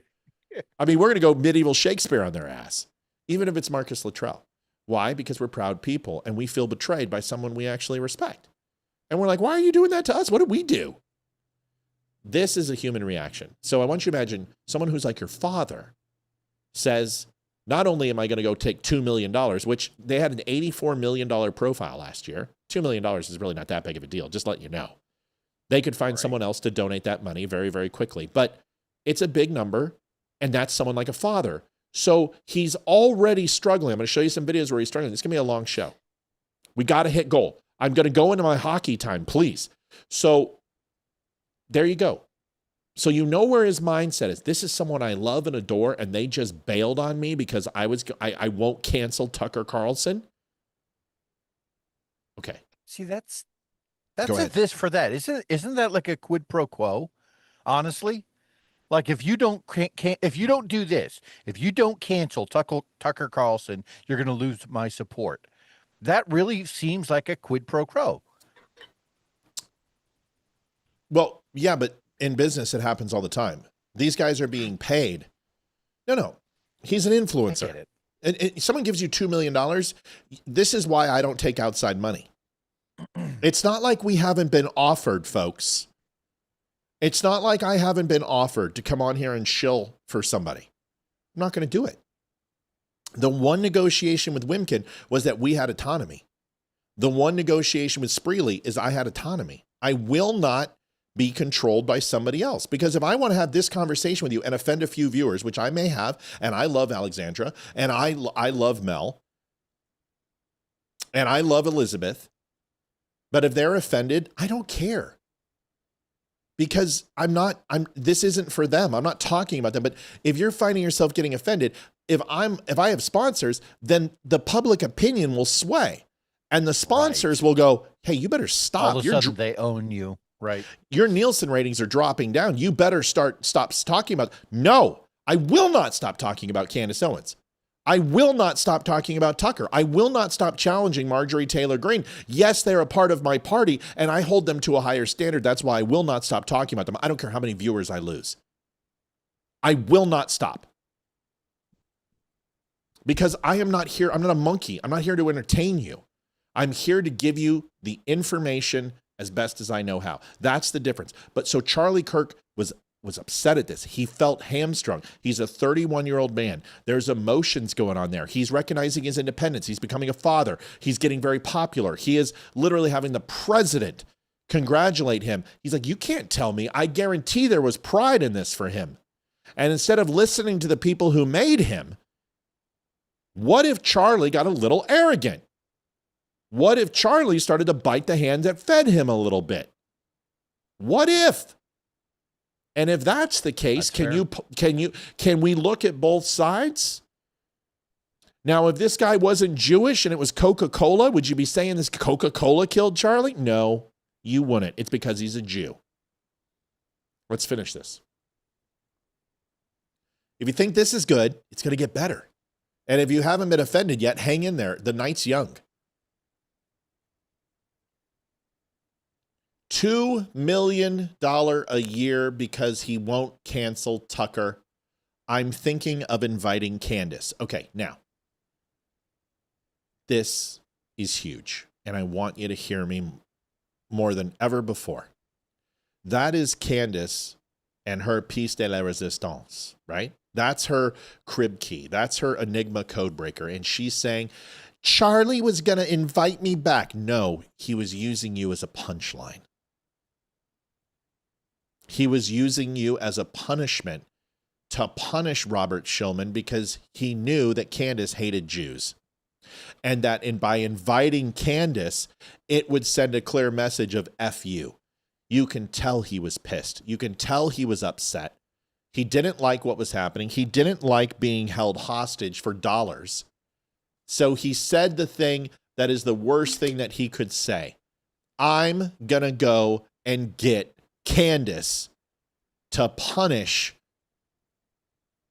Shillman pulling money from my show. Candace is using it as that I was going to be the benefactor and be brought back as being a captain of TPUSA. That's not what he's saying. He's saying he's going to use Candace against Shillman. Do you see that, Leeroy? Yep. So when Candace said, I was going to be brought back to TPUSA, no, you weren't. He was never going to bring you back. In fact, he used you as a punchline. So great. Thanks for showing the text. I just broke it down, and I guarantee you that's what happened, because this man was his father-like figure. He loved him, but he felt like the Jews were forcing him because he still wanted to be friends with Tucker Carlson. He wanted to be friends with Megyn Kelly. He wanted to be friends. No, he did not want to be friends with Candace because he excommunicated Candace from his life, and I'll show you the video when he did it. But he says right here, I'm thinking of inviting Candace, not as a good thing. So when she shows this, this is her crazy ass interpretation of what happened. Does that make sense? Yep. Good. All right. Next. This, I wasn't going to say anything, but I know who this is. And I wasn't going to say anything because I don't have incontrovertible evidence of it. But I'm just going to give you my guess, okay? So this is a guess. This isn't an I know. This is an educated guess. I think this is Pastor McCoy, is his name? Oh, okay. This is his pastor. Because the ugh. Now, an incontrovertible disappointment is coming from a mentor or an advisor. And I think it's a spiritual advisor here, because based upon the next line, I'll tell you why I believe this. But if Candace had any content of her character, she would release this person's name too, but she didn't. Remember, this text is 100% true. And I'm going to show you why it's true, and I'm going to give you evidence of that too. Charlie Kirk, Jewish donors play into all the stereotypes. What are the stereotypes of Jews? They're money hungry. They're greedy. They're out for their own. What else? Shysters? What other stereotypes can we put out there? Uncomfortable conversation, but this is, if Barry is here, he would have a few more. He knows, because he's been called it his whole life. Yeah. So those are the stereotypes. So Charlie is so mad as a Christian man. This is so much like Job. And if Charlie was alive, I would put my arms around him and I'd say, bro, this is your Job moment, man. You're going through it right now, and you're about ready to curse God. Slow down.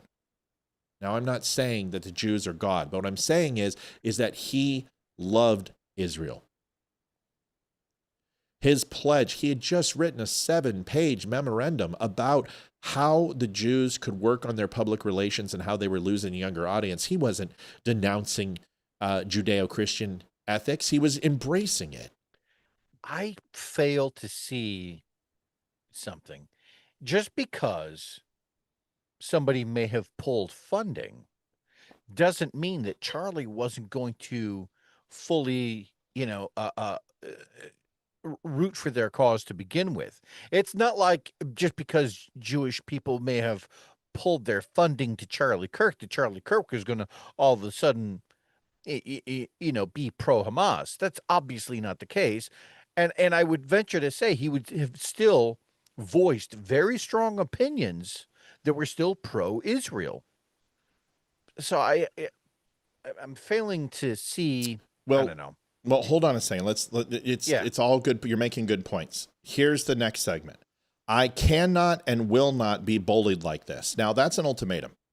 That's saying if you continue to do this, I'm going to do this.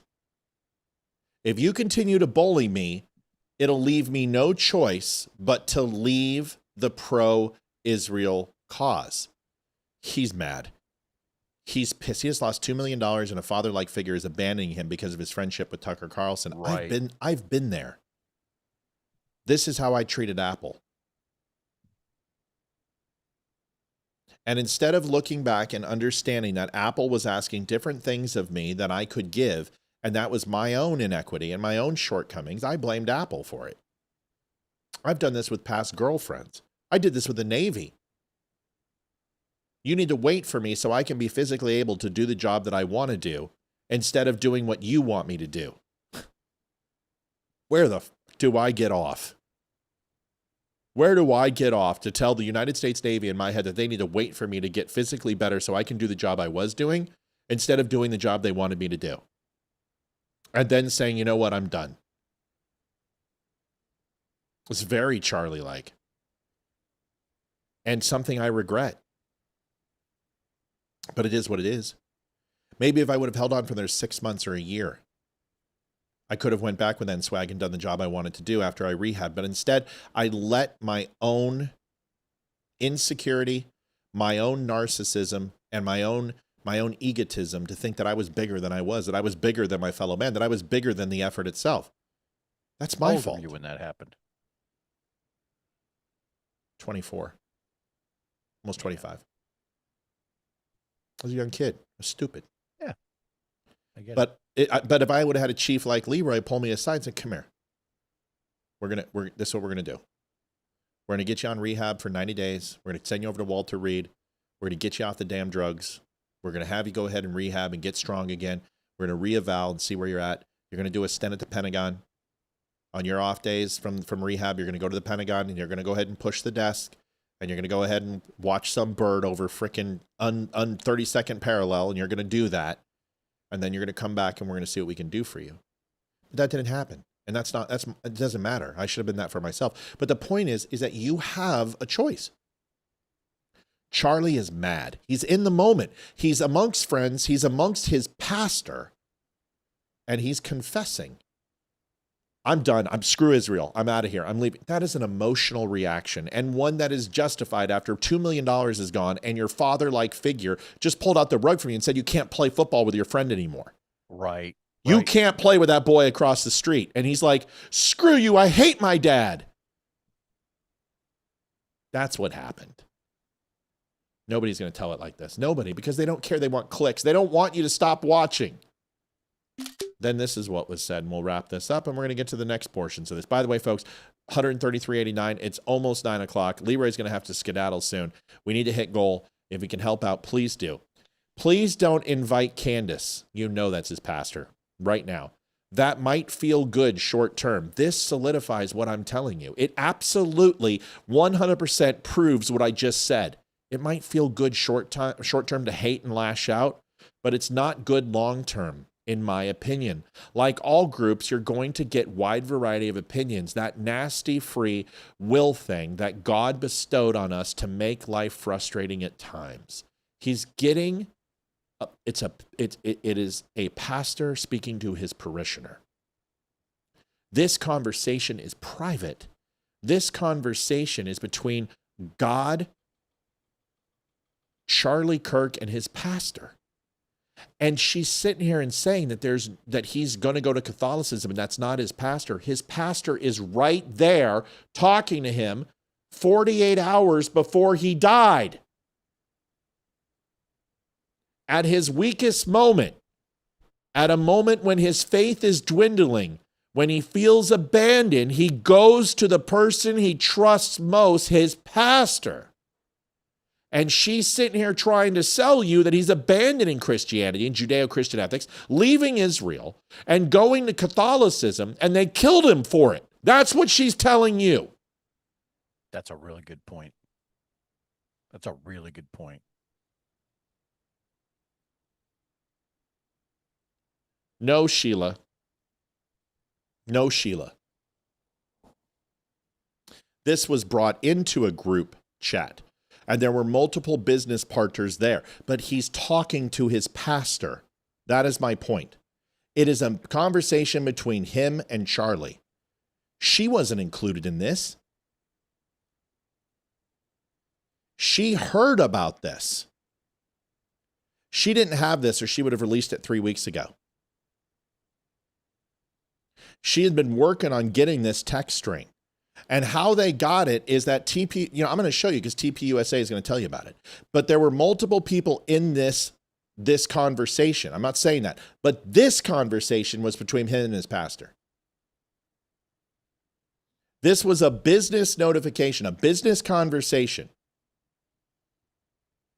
And they even ultimately tell you that TPUSA went on camera today and told you what happened. But this portion of the conversation is a private conversation between him and his pastor that was not for the public consumption, that was not for Candace Owens, that wasn't for late night TV. It was between them. And she got a copy of it, and she's trying to spin and tell you some other story than what it is.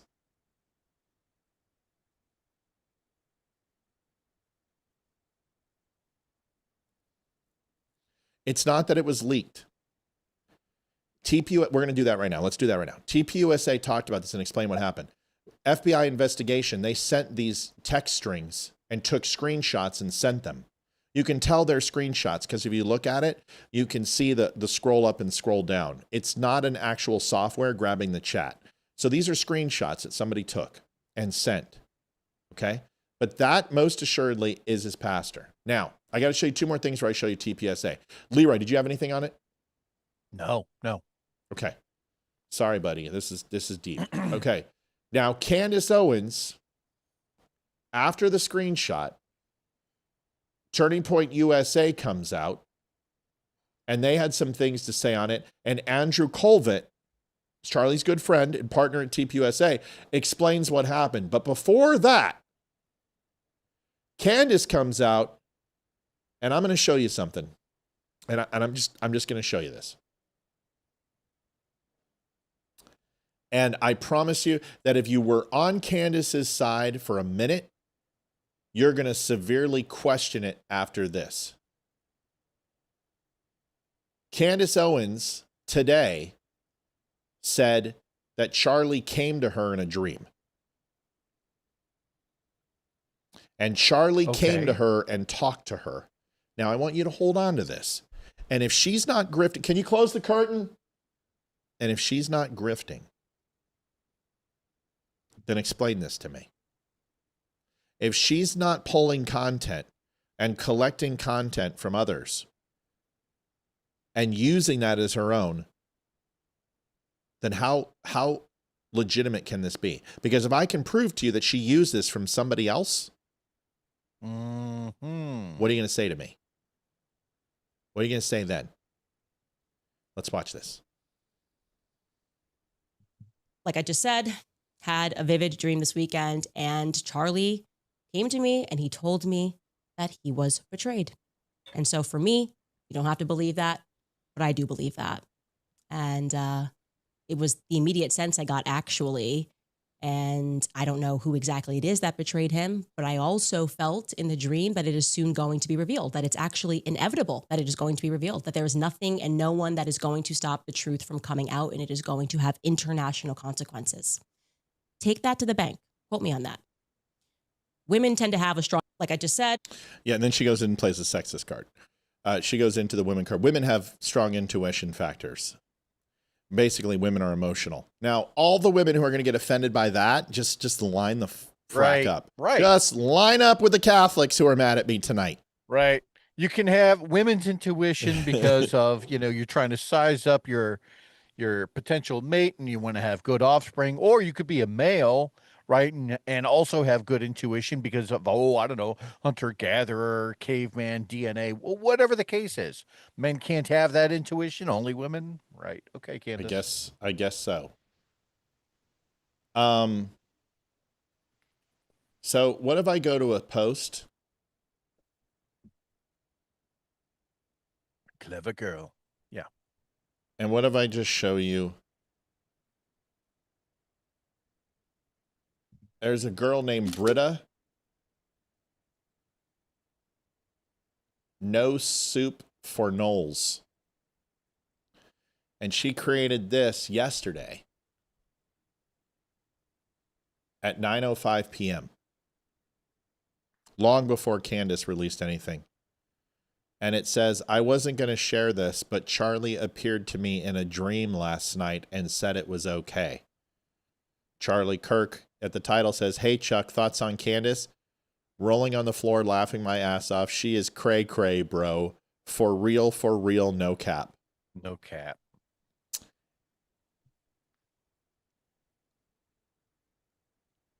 Time stamped. Candace had followed her and defollowed her. Then comes up with that story. Really? Coincidence? Possibly. But do you really believe that Charlie Kirk came to Candace Owens in a dream? I don't know. Let's find out. Because I don't know. Candace Owens can dream anything she wants. Hell, I've seen my father in my dreams. And I have a lot of unsubstantiated thoughts that probably needed to be vetted before he left this mortal coil that I wish I would have. But does that mean it was him? Who knows? But if she said that, let's go to Charlie's words. Let's listen to what Charlie said. And I want you to listen to this real quick.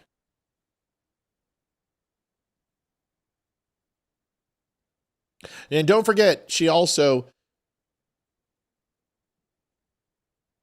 stands on the pedestal and says that Harvey Weinstein was innocent and was framed for all of his sexual exploits, and that he was framed. And she tried to pin it on the Jews. And what did Harvey Weinstein say in that interview? It was actually a Saudi Arabian and Qatari company that did it. And Candace is like, oh, Lord. She hasn't talked to Harvey since.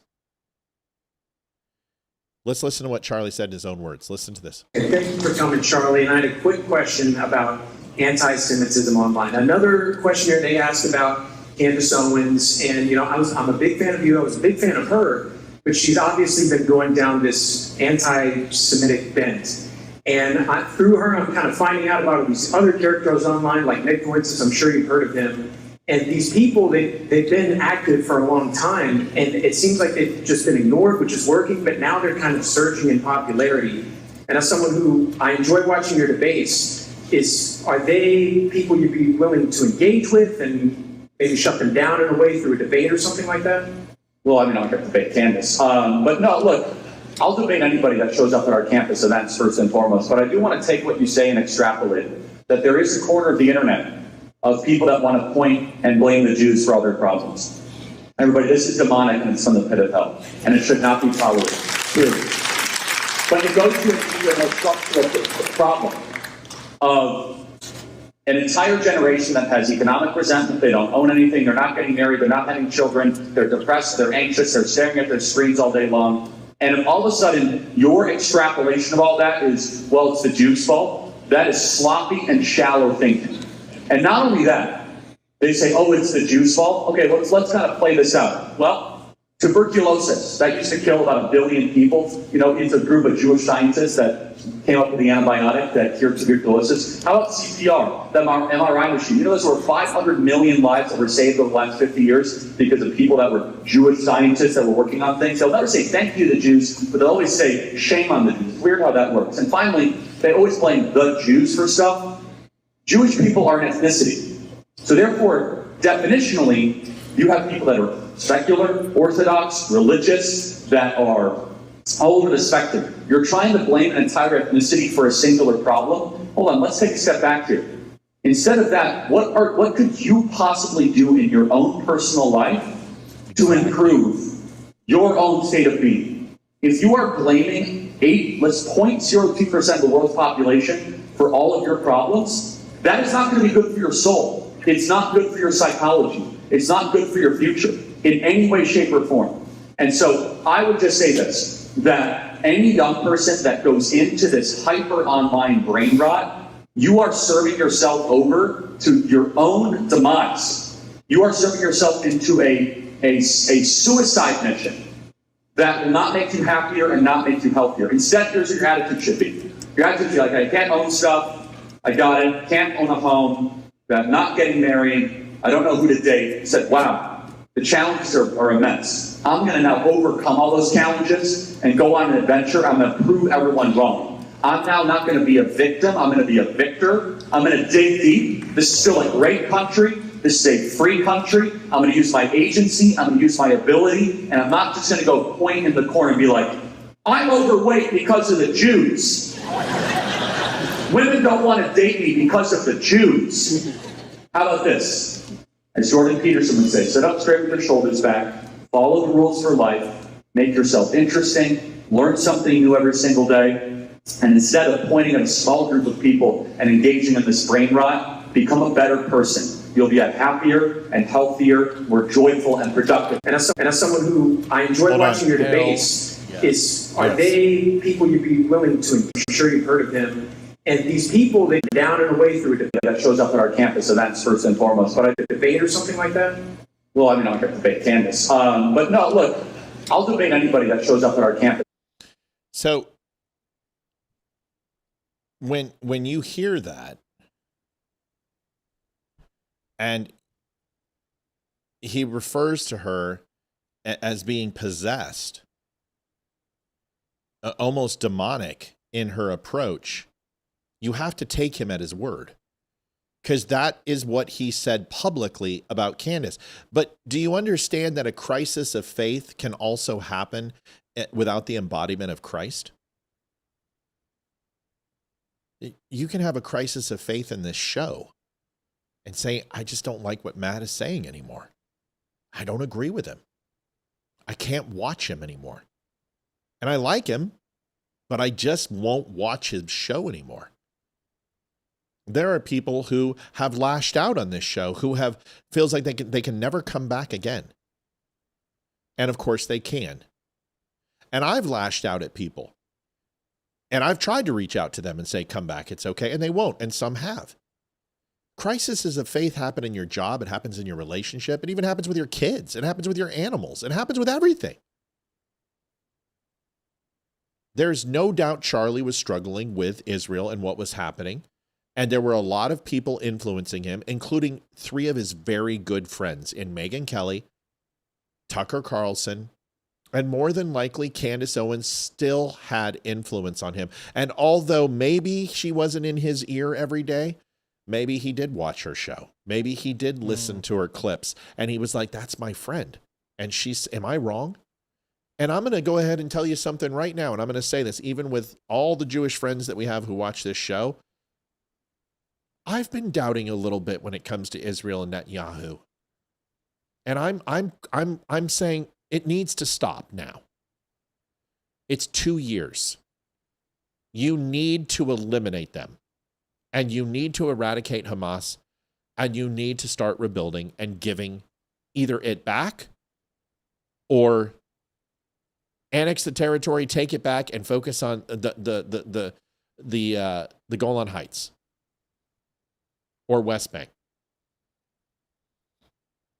But you can't sit here and continue this forever, because eventually the tolerance of what's happening will end. And the more you anesthetize October 7th, which it will, Wayne, otherwise we would still all be singing Kumbaya from 9/11 and getting along. There would be no left and right. We would all be friends like we were for a year after 9/11. It wears off after a while. And people are saying, okay, I'm sick of it. Just like Ukraine war. Do they even hear Democrats talk about Ukraine anymore? They're sick of it. Everybody, it's over. Let's get it done. So there's been doubt in me. Am I doing the right thing? And honestly, I prayed on it today. Leeroy, you've been sitting here. You've been listening. What do you got?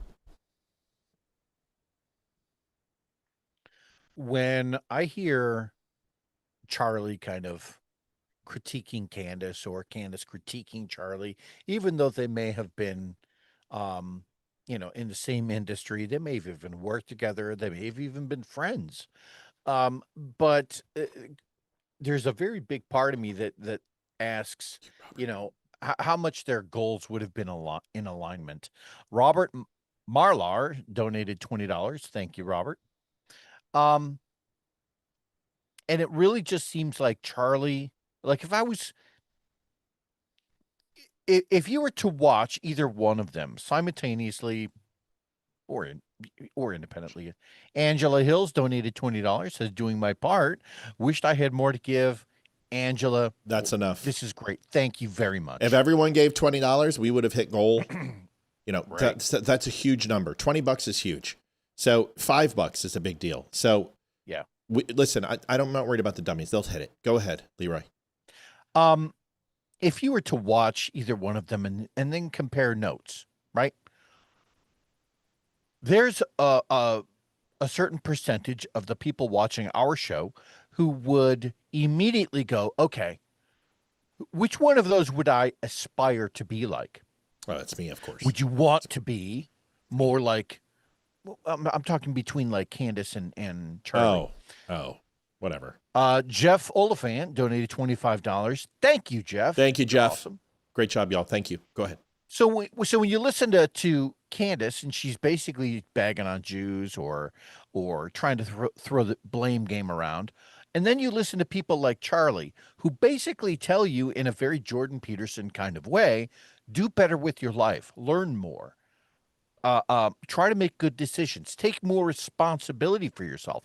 Which one of those two messages could I get behind and aspire to? And that's why I never gave Candace that much. That's why I never gave Candace that much relevance. Let me ask you a question. You think if Israel would have used a tactical nuke and say they could have just got rid of all Gazans or used a Moab, yeah, and just got rid of all Hamas, which we know they can't. Jennifer McCarver, $15. Every little bit helps. You guys, that's it. Look at what we just did. Thank you. 10 Jennifer. donations between $5 and $25, and now we're $70 away. That's all it takes. It's like, is 2 hours of a show, 3 hours of a show worth $5? Is it? I think it is. I think this show is better. I think you're getting more on this show than any other show. The only other show that I think you'll get more on is when Damani does a take or Brandon Tatum, because I've been watching Brandon. Dude, you're on the show, dummy. I'm kidding.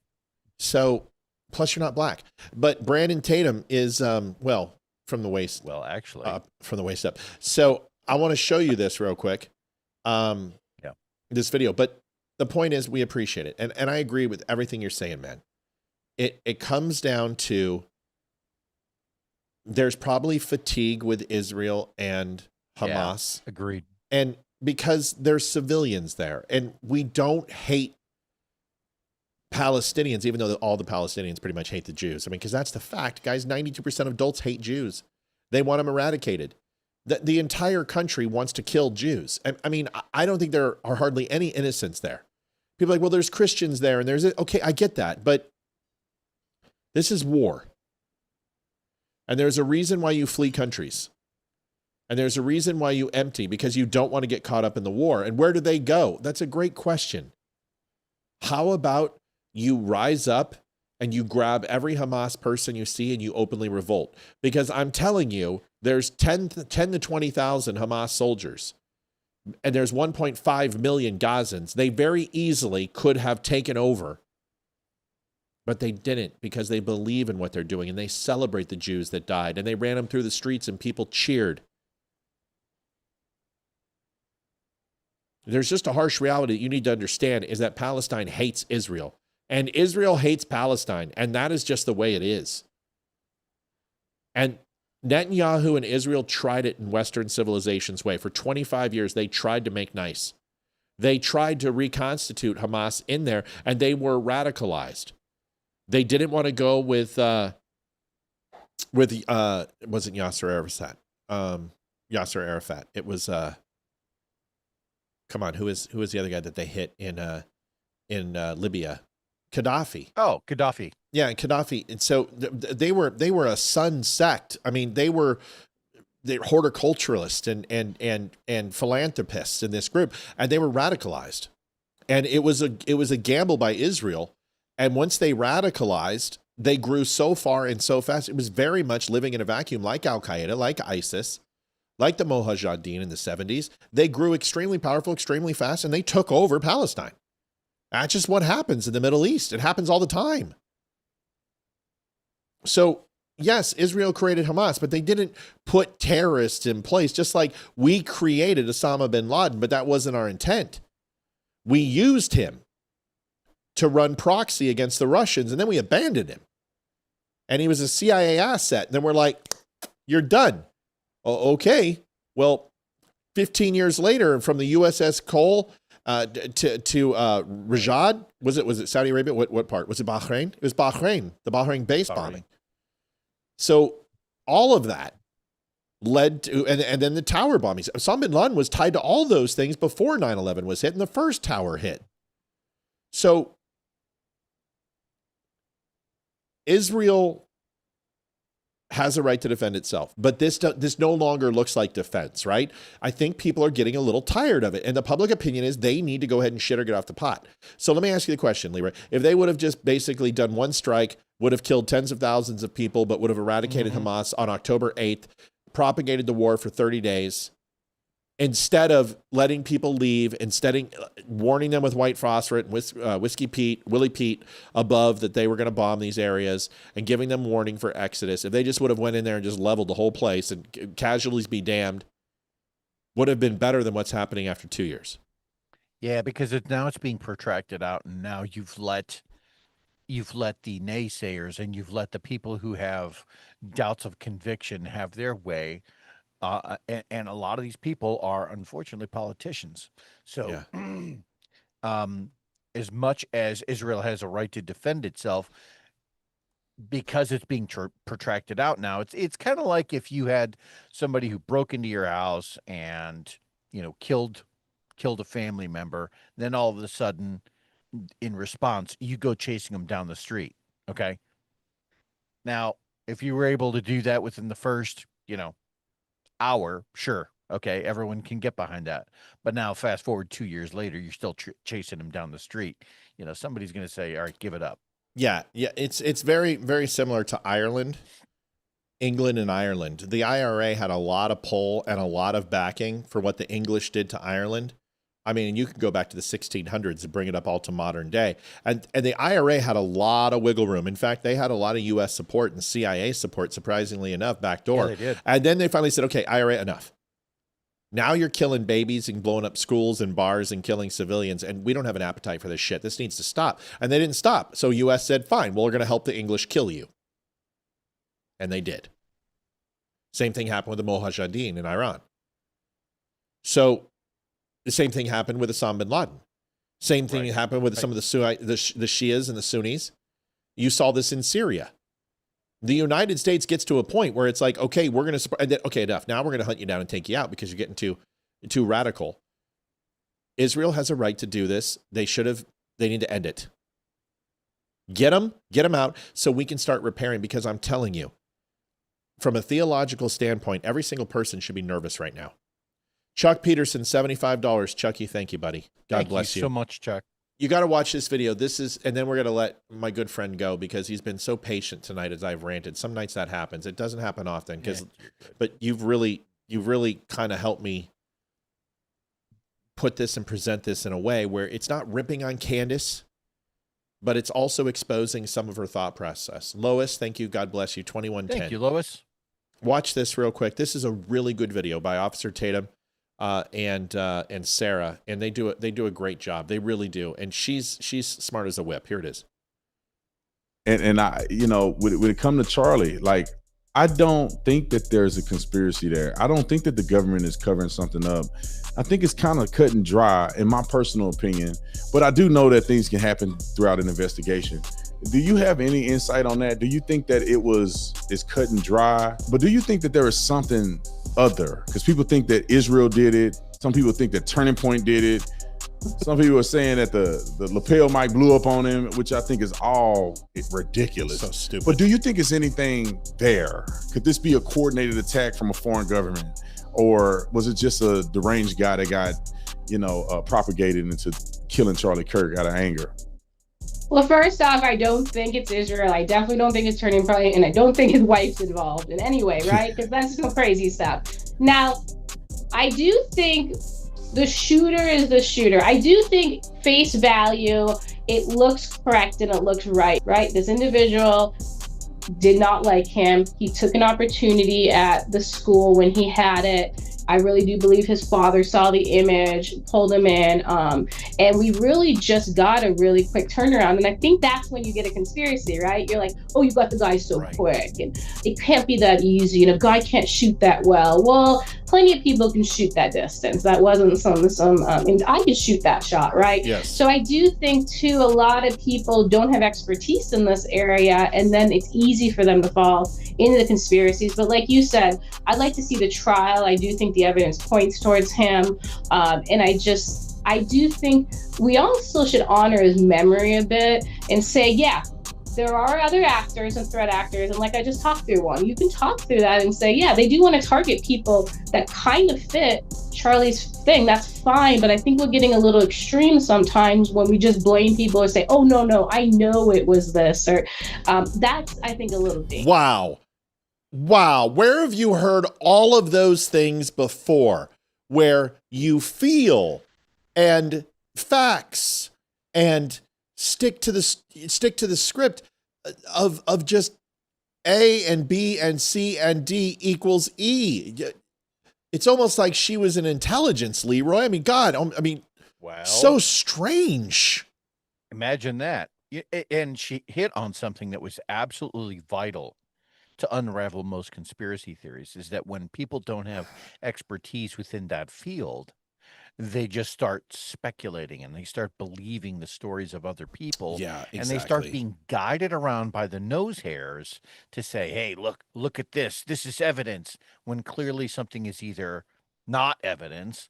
It could be conjecture. It could be supposition, whatever the case is. She hit it right on the head. Yeah, I like her.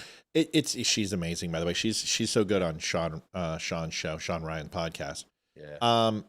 If you don't know, her name is Sarah Adams, and of course, the Officer Tatum, who I really like. My goal, listen, I got Damani checked off. I want to sit down with Officer Tatum. I really like him, but not just because he's black, just because he's someone I really admire, and I think he's within our scope to get on the show.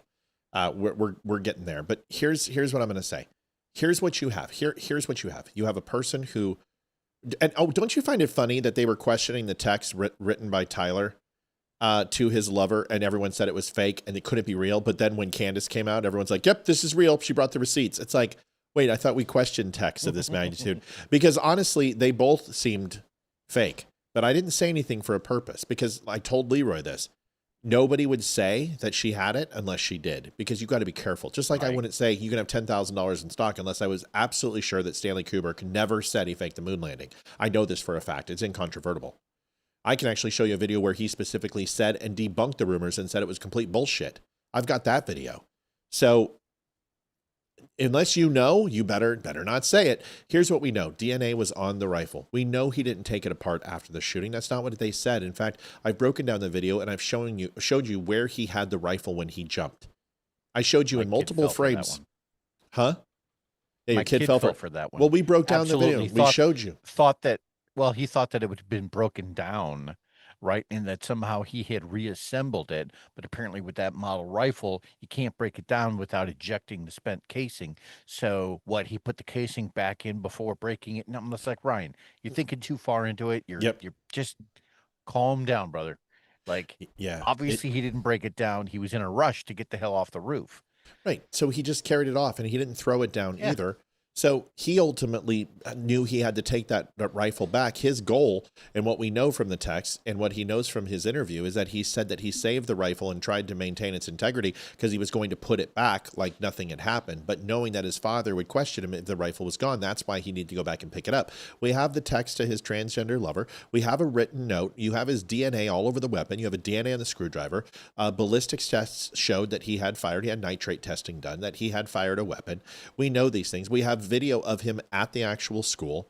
We know that he had a disposition against Charlie Kirk. We also know that he turned himself in and he surrendered willingly. And now the lawyers have got a hold of him and said, shut up and don't cooperate. Don't say anything. And we understand why. you have that. And some of it is weird because we don't have a lot of the information. The possibility of a 30-06. Is it a 30-06? Is it a 270? Is it a 308? What is it?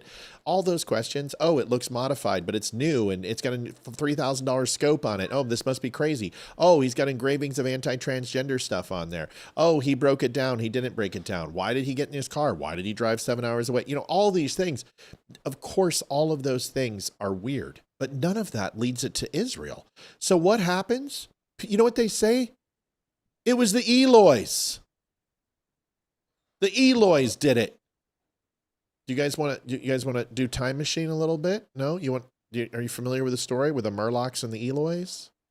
People who live underground and the rich people who live above, and once in a while the Murlocs come up and the Eloys eat grapes and wear togas and they have a great life. And the Murlocs are in the sewers and they eat rats and they're living their own feces. And once in a while, the Murlocs come up and snatch an Eloy and take him down. And no, sounds like the premise to the Time Machine movie. That's what I just said. Oh, is that what it's from? Yeah. Oh, I didn't know that. Okay. Yeah. So it's H.G. Wells, right? Yes. Yeah. Yeah. So the Murlocs and the Eloys. Well, every time something bad happens, people go, Murlocs, and everybody buys into it. It's the Jews. They came up from the sewers and they went ahead and did it. But what you find is that in the story, the elites, in order to knock off their own or knock off people in power or a jealous lover, they would disappear people and blame it on the Murlocs. And they found a way to get away with the worst atrocities in this perfect society by blaming the people who are always blamed. This is what's happening. And you've got a group of people that are hammers, and everywhere they see is Jew. Is a nail, yeah. A nail, a Jew. Which is funny because they don't believe in Jesus. And nails and Jesus are synonymous in the story. But that's carpentry. And I should have said carpentry. That would have been less sacrilegious. Oh, hold on.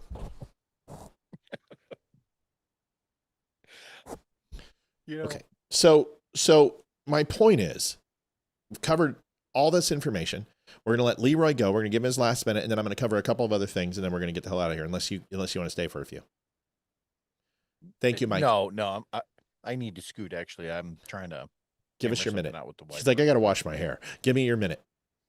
Charlie Kirk was such an amazing dude, and I just keep going back to that comparison contrast between the two of them. Something that keeps ringing true for me is that for every person who thinks that they're a victim and has to blame somebody else, that's how we end up with I'm walking down this path, right? That's how we end up with conspiracy theories. That's how we end up with blaming entire sects of people.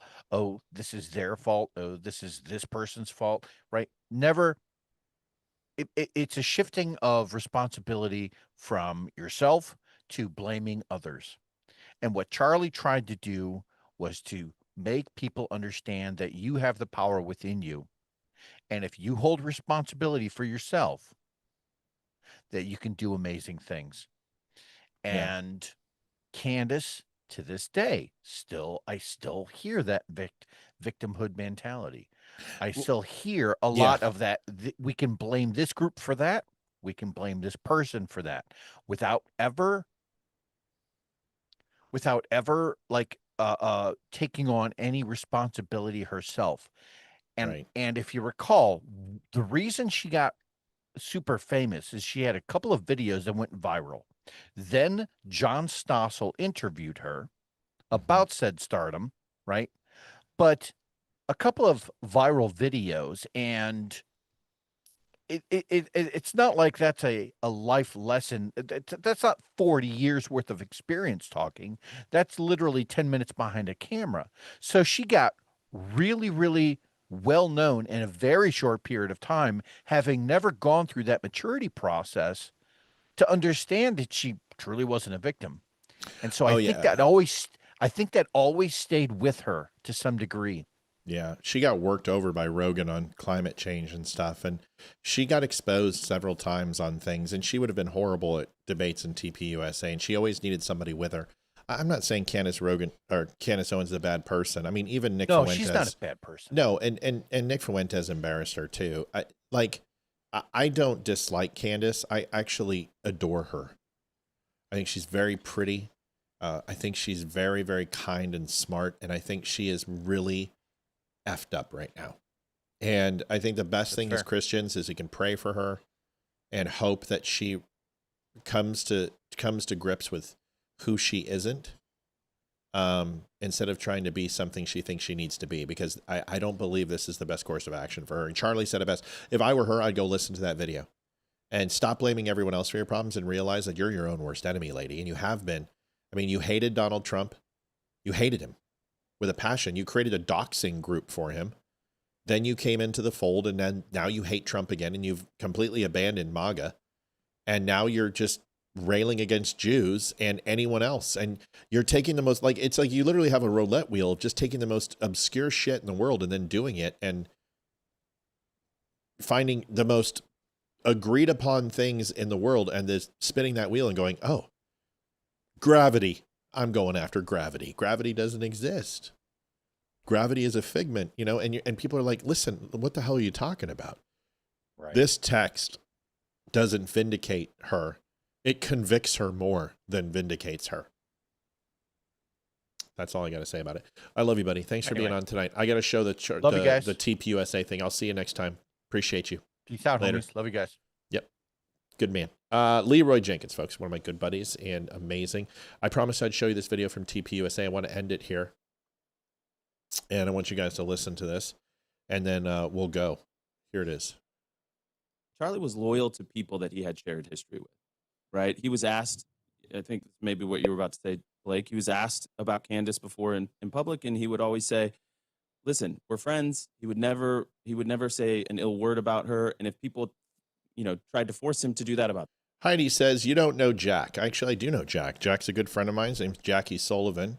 He lives in California. We grew up together in Ventura. He's one of my best friends. I know Jack very well. So what I don't know is you or what your point is. So why don't you make a specific argument or STFU? Thank you.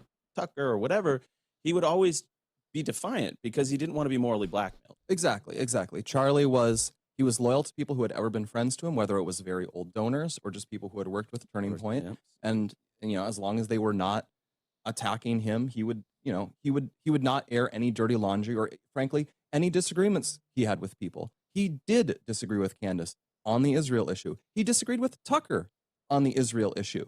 But he also recognized Tucker had positions they agreed on. Tucker was a useful voice in the conservative movement on many things. And so he invited him to events, and, they were popular events. And so he would react. Sometimes people would just say, yeah, don't invite him, or we're going to, cut off some large donation. And that would make him angry. He would say this, yeah, as you say, this is moral blackmail. And he's this Scottish guy. He's combative. His reaction to that is, the classic, screw me, no, screw you, that sort of thing. He had this, and it's one of my favorite parts about Charlie is just how defiant and independent he was. Yeah, he was never going to He could not be controlled by other people. You could not buy him. He was not bought and paid for. You could not control him with money. It just wasn't the way he was wired. He didn't actually care about money that much. And so what's going on here? What is going on here? You guys can look up what the text say. What is going on is Charlie, as I mentioned, he loved Israel. He cared about Israel. He cared about the Holy Land. And he was aware there was a surge of anti-Israel sentiment on the right. I always love it when some Karen gets triggered and she's like, you don't know Jack, and walks into the last 5 minutes of the show and doesn't even peruse the last 2 hours, which would demonstrate that I probably know more than she does, and I probably know more than anybody she watches. Isn't that interesting? I think tonight's coverage was absolutely unbiased. It was unfiltered. We gave you exactly what happened. And I don't think anyone is reading these text messages like we're reading them. This was a confliction inside Charlie. He was upset. He was angry. It was 48 hours. And by the way, you don't plan an assassination in 48 hours. You don't go from, oh my gosh, this guy's upset at Israel, and thinking about moving from the Israel cause, and then 48 hours moved to killing him. This is just I'm not questioning that Candace Owens is sincere in her anguish and her pain. I am questioning her integrity and her sincerity when she blames Jews. There is nothing that Erica Kirk did this. There is nothing that TPSA did this. There is nothing that Israel did this. There's nothing that a B cult did this. There's nothing that FBI did this. And until you show me any of it, I will continue to rail against her. No, you're not even listening. Heidi, we've done this for 2 hours and you are walking into just a cluster of information that you have no idea. Everything you just said, we already talked about. So either rewind the show and go back or stop pretending that your opinion matters, because all you want to do is do a drive-by and lay your little contrail across the show and move on. Try watching the show before commenting on it, because we already said all of those things. Charlie thought seriously about this issue and was trying to chart a path forward for people who are sympathetic to Israel. He was playing the good cop here. He was saying, you guys don't realize how bad it could potentially get. You have to change your PR. That's why he writes a letter to Bibi. You are losing the PR war. You need to change how you do your PR. You need to change your messaging to the American right. You might need to change what you expect from us, that you're not going to be able to count on just, for example, unlimited military aid from America. That's just not going to be tenable going forward. So maybe it has to be a more passive relationship. Maybe you need to give more support towards America. Some more support towards America in, for example, opposing Islamic migration into America. That's one thing he thought we could ally on. And he was trying to do all of this because he cared about the relationship and wanted to chart a way forward on it. And he would feel angry and upset when people would react to this by blowing up and suggesting. All right. So instead of every other person out there, I'm going to do something completely different. I'm going to listen to Charlie Kirk and what he said. I'm going to read his text. I'm going to listen to his friends who knew him the best. I'm going to listen to his pastor. I'm going to listen to Megyn Kelly and Tucker Carlson and Candace when it comes to business interactions and surface level type stuff. And I'm not going to judge anybody. This is a world that none of us are involved in. None of you and me are this level. These people make millions upon millions of dollars a year. They're a different breed of people. They are not grassroots conservatives anymore. They are not activists anymore. They are the elite of conservatism, and they get to define who they are and what brand of conservatism they want to practice. And honestly, none of us matter to any of them. They are in a world of super donors. And I know a little bit about Charlie Kirk, and I have a story that I can go ahead and tell you about advertising with him, because I happen to run the advertising department for a company that he worked with. And I can tell you that Charlie cared about money a lot. And that's just the truth. And he was expensive. And there wasn't really any loyalty after the money was gone. He would just poof. But I'll tell you one thing. When Charlie entered your orbit, he cared about you. And that's the thing I can give him, is he maybe cared about business, and it was important to him because he had so many people trying to hold out their hand for him that when you get to that level, there has to be some cognitive dissonance in your relationships. And I know a scintilla of what that's like now. There's a lot of people who want things from me, and I can only give so much, and I try to give as much as I can. And the people who know me know that I do, and the people who don't, hopefully one day I'll be able to help you too. But whether it's a conversation or a kind word or giving some money or some advice or finding a friend or helping with a job, whatever it is, or a pair of shoes, somebody needs it, I'll do what I can. Charlie was the same way. And I remember the only time I ever interacted with Charlie was on a podcast with Wimkin, and it was about the fentanyl crisis. And Charlie came on, and we were in the green room together. And when he was leaving the show, we were both in the green room, and I was being introduced, and we could see each other in the green room on visual. And he looked up at me really quick when he's taken off of his headsets, and looked at me and waved and pointed at me like that. And I waved and pointed, and he was gone. That was it. That's my only interaction with Charlie outside of an advertising deal where he was representing a coffee brand that I worked for. And I can tell you the man most assuredly cared about his business dealings and cared about money. It's very important to him. But I also know that he took the time to say some hi to some low-level podcaster and make him feel appreciated. So my loyalty is to the man that Charlie Kirk was. And we have thousands, tens of thousands of hours who told us who he was, and I'm going to believe him. And a stupid text that's emotionally charged for $2 million where a vendor is upset at Tucker Carlson, and his reaction, which is human, by the way, because he's not a god, I'm going to forgive him for that. And I'm going to assume that that was not his disposition for the rest of his life, and it certainly wasn't the next day. Because if you remember, he gave an interview the next day on his own channel on TPUSA, reconfirming his love for Israel and appreciation for the state of Israel and the Jewish people, which he most assuredly did. He showed pictures of his visit. So people often forget that. They say, oh, well, Charlie said this text or Charlie did this.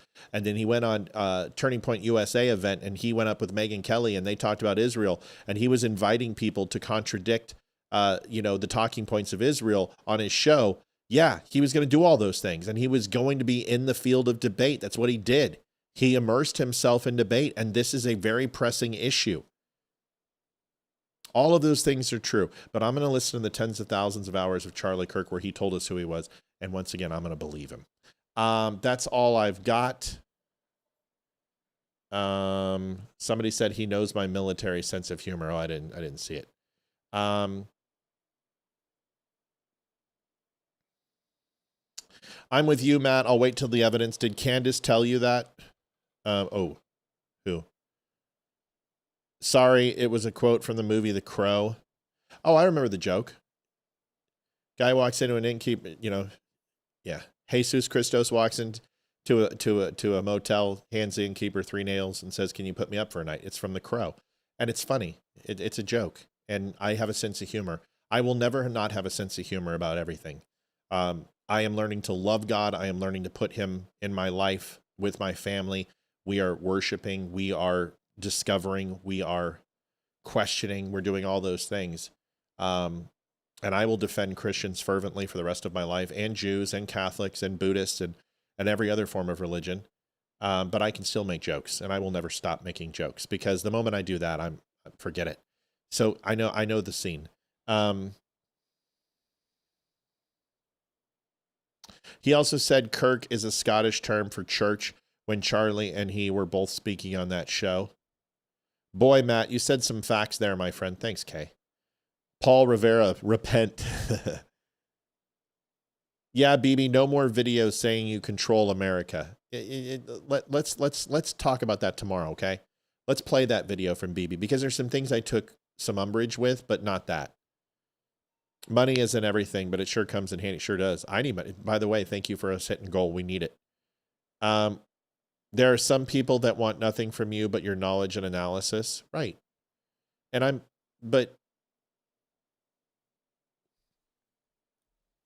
So Carrie, can I say something? Even that takes a toll. That takes a toll. So every single thing that you put into this earth takes energy. Everything, even laziness. And my knowledge is limited by, I'm going to say this very carefully without anyone getting upset. My knowledge is limited by your willingness for understanding. But that doesn't mean I'm always right. And honestly, I usually preface it. This is my opinion. I'm just spitballing here. I'm not sure. This could be, this couldn't be. There's a lot of different variables. But when I work with facts, like the conversation with Rob, I know for a fact that Stanley Kubrick never said anything remotely even close to that he created the moon landing in a theater in Hollywood. I know that for a fact. So I can say that. But even knowledge takes its toll, because there's a lot of research, there's a lot of time, there's a lot of investment, and usually it's at the sacrifice of my family. So even that has a price. Your involvement, your watching this has a price. You gotta take 2 hours or 3 hours of your life and sit down and consume this information and not take it personal when I don't say the things you like. Life is an ebb and flow, and it is a transfer of energy. And that's everything. It doesn't matter. It all comes down to a transfer of energy and cymatics. It's a transfer of energy and sound. That's life. And everything that we have in life is due to the transfer of energy and sound. It's not some religion, it's just science. Yeah, I think a lot of people are still mourning. There's a difference between the people and the elite. Sure there is, Heidi. Thanks for sticking around, by the way. You should watch the show in its entirety. I think you'll be really appreciative of the breakdown that we did tonight. And thank you for having some thick skin and sticking around. It's a good show.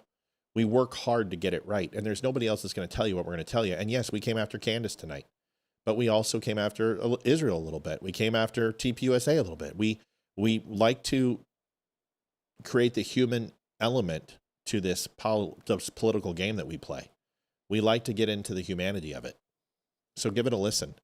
Who are you lying to? He did not like Israel. Don't put a lie in his name. Kyle, that statement is so stupid. I don't even know what to tell you. What do you mean he didn't like Israel? I can show you thousands of hours of him talking about Israel. What do you mean he didn't like Israel? What are you talking about? It's obvious you never listen to Charlie Kirk. It's obvious that the only thing you're involved in is that he was assassinated, and now you think you're some sort of expert because you watched a couple shows on it. I've been following Charlie Kirk probably longer than you've been breathing upright through your mouth. I don't know what to tell you, man. You're wrong. And you're not only wrong, but you're dead wrong. You know nothing about Charlie Kirk. If you were going to sit here and espouse that he didn't like it and love Israel, you are completely full of shit. You have never watched a minute of Charlie Kirk except for when he died and then now. That's it. Yeah, that's the dumbest thing. That's like saying Ray Charles wasn't blind. It's just retarded. Just absolutely fucking retarded. Can't wait for Candace to address the rumors of her and Kanye. Yeah, won't that be nice? I meant no offense to you. I was just letting you know my feelings. Mallory, were you talking about me? I don't know. Why is my reply button not working? I don't know. Kyle, you are most definitely wrong about that. Charlie loved Israel. Yeah, you're just completely full of shit. You just don't know what you're talking about. You personally knew Charlie? Yeah. Jason Roberts, something with Facebook. Kyle, you're so wrong. I would not be watching, but I didn't think you were not sincere, Matt. Thank you. Mallory, not offended at all, just cleaning up my statement. Jason, same reason mine isn't. Facebook again. Great show tonight. Thank you, Sandy. We love you. Jones Clinton. Dude, you don't come onto my show and beg. Come on, man. I'm the only one who does all the begging here, not you. We didn't have any spammers tonight. I was really excited about that. I didn't have to block anybody. Now I got to go and do this. This sucks.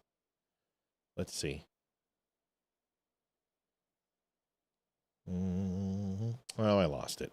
Whatever. You're going to get away with it. Nobody give them any money. Energy exchange, God ops. We may sometimes disagree, Matt, but I'll fight for you and your right to your opinion. Well, that's fine, but you're not fighting my opinion. You're not fighting for my opinion. It's not we can disagree on opinion. We just don't get to disagree on facts.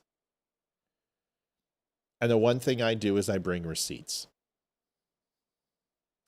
See, I've been trying to tell people this for 5 years. This show is not based on feelings. We don't do that shit here. We don't do it. We don't make decisions, and we don't give analysis on feelings. And when we do, we unplug and we preface and say, okay, I'm going to go off the rails for a minute, and I'm just going to lose my shit. But we deal on what we know. We don't speculate on what we don't. And if we do, we say so. That's why we're right. That's why you can go back 5 years and listen to every take that we've had. And I challenge you to find where we were wrong. From elections to every news cycle. I challenge you, find it. Carrie Spricks has been here since the beginning. A lot of people have been here since the beginning. Lay it down. Where were we wrong?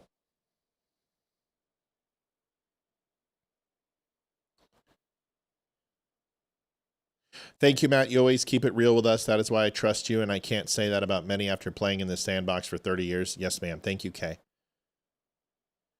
They were pressuring about who he was having on. It's not the people, it's the government. But Israel wasn't. He's an American. He's an American. He's an American businessman. He's just Jewish. He's Jewish. It wasn't Israel. Israel wasn't pressuring him. Israel, the government of Israel was nowhere to be found in that conversation. It was his father-like figure. He was a benefactor. $2 million, $20 million. He had given Charlie over the last few years. Are you kidding me? It was like his father. It wasn't the government. Just because you're Jewish doesn't mean you know the Israeli government. I mean, come on. I'm a Christian. Do you think I know the Romans? Amy's a Catholic. Do you think she knows the Vatican and has a highway to the Pope's ear? Leeroy Swahili from the waist down. Do you think he has some sort of tribal communications that we should understand? No. Folks, there's Jewish people in business. I just want to let you know. And just because they say things and do things and you need to watch the show. Just go back and watch this when we stop it. It'll take 20 minutes for the servers to process, and then you can fast forward and watch the entire show, okay? Barbara says, that's what she said. That's right. Good show, Matt. Thanks, Mitchie.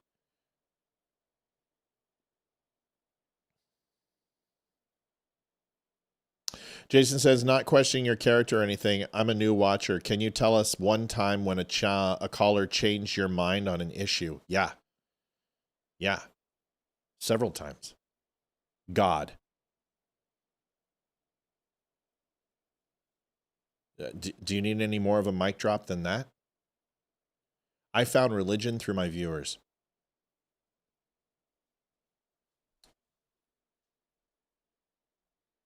Change my mind on the most important thing in the world. Finding God. Not questioning the things that have happened in my life that were bad. And recognizing that everything I have is good is because of his grace. And realizing that those good and bad things that take place, some things he had nothing to do with. Getting through my anger and my hatred for him. And repudiating his love. It's because of my viewers. I don't have any other testament for you. I can give you another 20, 30, 40 examples.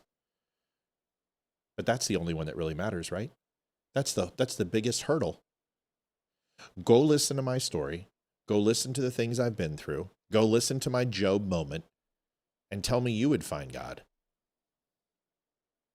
My viewers proved me wrong on God. That a man who had repudiated his love could love him once again and accept him. And be accepted by him. Because God already accepts me. God already loves me. He died for my sins. That's the only one I want to share with you. Do you think there are others? There are plenty. But changing my opinion doesn't happen because I don't present opinion very often. Do you have to understand what I'm trying to tell you? I think one way and one way only. Facts. I try to uncover the why. And I don't present them to you unless I have confirmation of them. I don't take leaps of faith when it comes to knowledge. I don't inject my opinion in things in order to make facts fit. My brain is a unique one, and I happen to found one of my best friends in Leeroy who thinks exactly the same way I do, and a lot of people in Intel think the same way that I do. The last thing is changing my opinion isn't possible. There's not a person who can change my opinion. Nobody has that power over me. But they can influence me. And maybe the disposition that I have or the way that I treat them can be changed based upon their level of communication with me and the things that they share.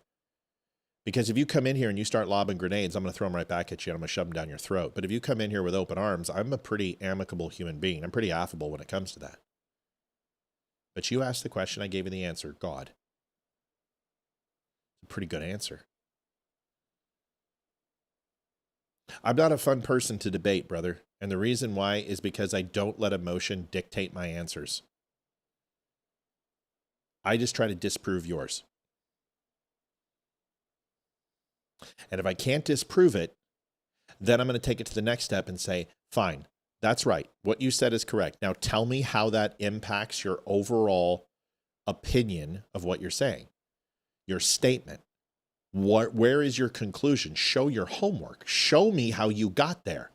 Because you can say Charlie was having doubts about Jews and they killed him for it. One of those things is true, and the other one is a leap of faith of Grand Canyon proportions.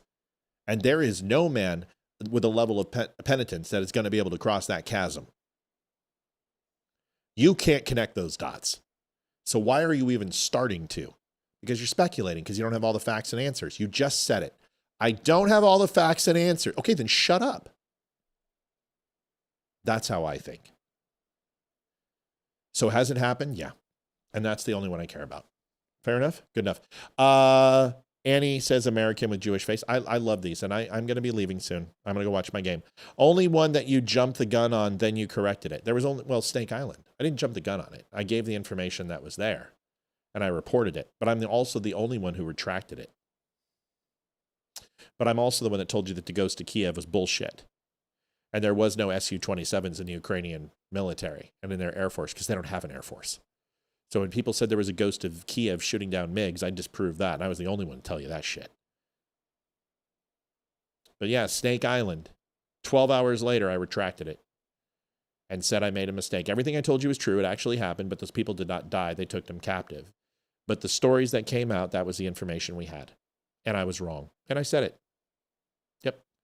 I'm loving this kinder and gentler Matt. I want to kiss his pastor. You're going to love my pastor. I'm not kinder. No, I'm gentler. I'm having more patience. I'm having more patience. I don't know if I'm kinder. I'm still kind of a dick. But I'm definitely gentler in being the dick that I'm being. Never wrong. You bring the receipts and explain things, sometimes exhaustingly. Isn't that the truth? Yeah, to a point of just mind-numbing detail. I am wrong. I'm wrong a lot of times. I'm wrong on how I deliver the information and treat people who can't comprehend it. I sometimes see incapability as stupidity, and that's really rude. And that's what I've tried to get better. I've tried to get better at. Because I was dumb for a long time, and I just could not put the dots together, and I couldn't put the numbers together, and I was very, very stupid. And I spent a lot of time perfecting my brain and working with it and getting through to ADHD.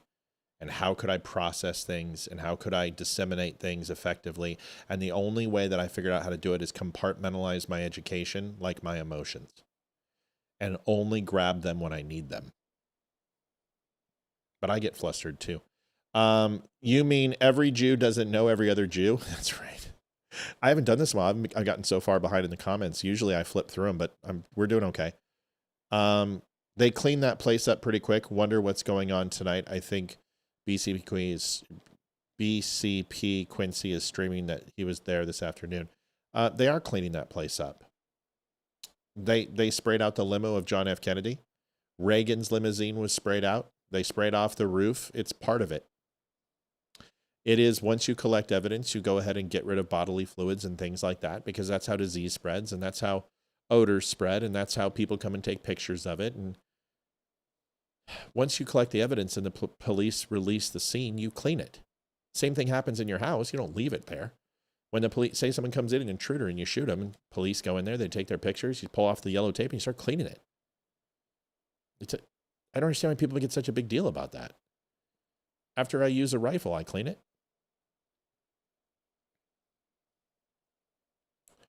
I don't know. Matt, you think Jack Smith will be prosecuted? I don't think anyone's going to be prosecuted. I don't think Comey's going to be prosecuted. I don't think Jack Smith, they're not going to hold anyone accountable. I've told you this. Really? That's great. Yep, it is really. Ask the viewers. They know. Jason's asking about God. Yep. That's the only one that matters. I mean, I can give you other examples, but it doesn't matter. But mostly, most people don't call and try to change my mind. Most people call so I can change their mind. That's the truth. Most people who call into the show want their mind changed. Ask the viewers. There's not a lot of people who stand their ground. They come in and their convictions are low and they're just looking for a little nudge. And they need me to say, no, stop. Most of the people that call into the show want their mind changed. That is the honest to God truth. Thank you, everyone. Shopping to do. See you on the other side. See you, Dane. Beliefs in God are the only thing that can question what you may consider factual. Oof, it's interesting. Amen. You all make me smile. Thank you, Kay. Here is my theory. God doesn't give you anything you can't handle. Anything you can't isn't from him. Ooh. Love you, Mel. Steven says, good show, Matt and Leeroy. Thanks, Steven. Great show, Matt and Leeroy. See you all tomorrow. Good night, Bobby. Love you. Jesus gives us what we need to get to the path we need to be on, what we want, but what we need at the time. People who have not experienced God have no idea what you're talking about. Keep giving the facts and sowing those seeds. I'm working on it. Good answer. Thanks. I'm pretty good at this. Great show tonight. Jason said good answer. Yeah, pretty good. Humility is not one of my strengths. Neurodivergent, are we? No, I don't think so. I don't think like most people. I've went through a lot of trauma at a very young age, and I have learned to disassociate myself from emotion. That's it. And there's only a very small group of people who are in with me. My wife and my kids are three of them.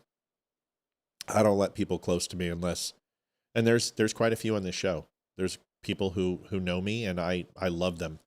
Damani Felder he's there with me. Barry is there with me. Ryan Samuels is there with me. Chris Peranto is there. These are the people who I love. Lisa and Regina, I love. Lisa, Regina, and Jack, I love. Lisa, Regina, and then Jack and Mandy. I mean, these are people who if I have you on my show, it's because I appreciate you. And I truly do. Matt, just because we can count our blessings doesn't mean we don't have problems, right?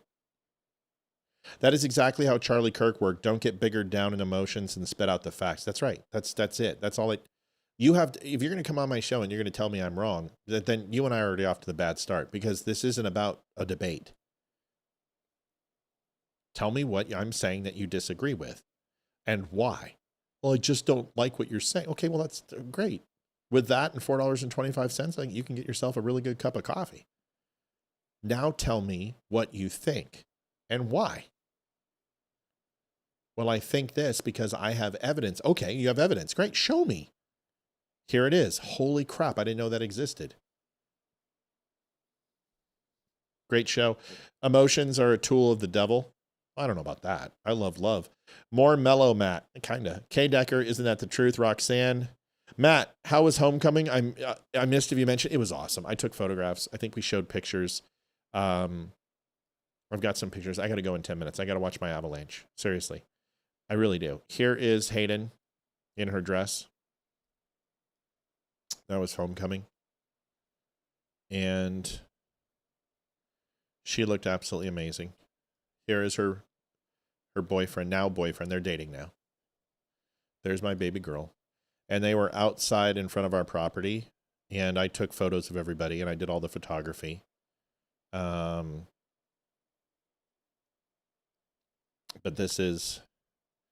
they all went together, and this is right outside my house on our property. And those are the Blue Ridge Mountains behind. And that's homecoming. She did great. She looked gorgeous. She absolutely was stunning. Stunning.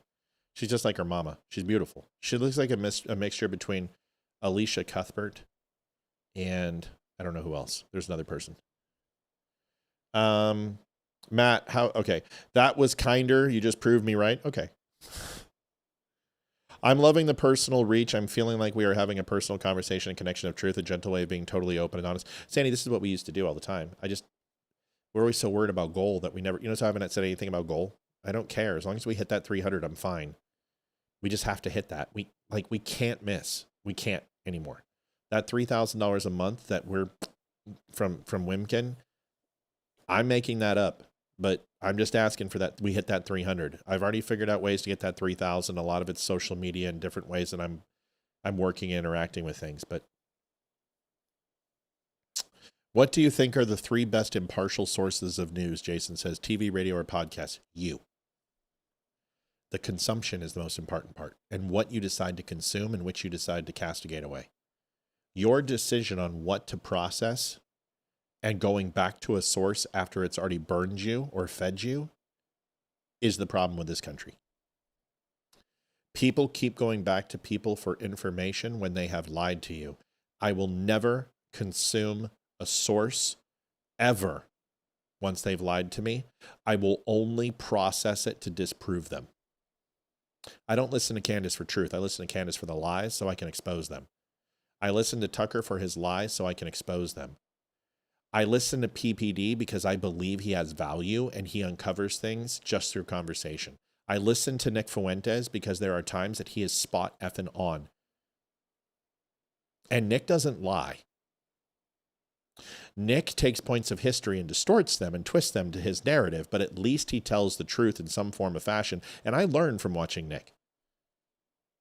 It doesn't mean I take his stuff to heart. It doesn't mean I process his information as gospel. I challenge everything he says.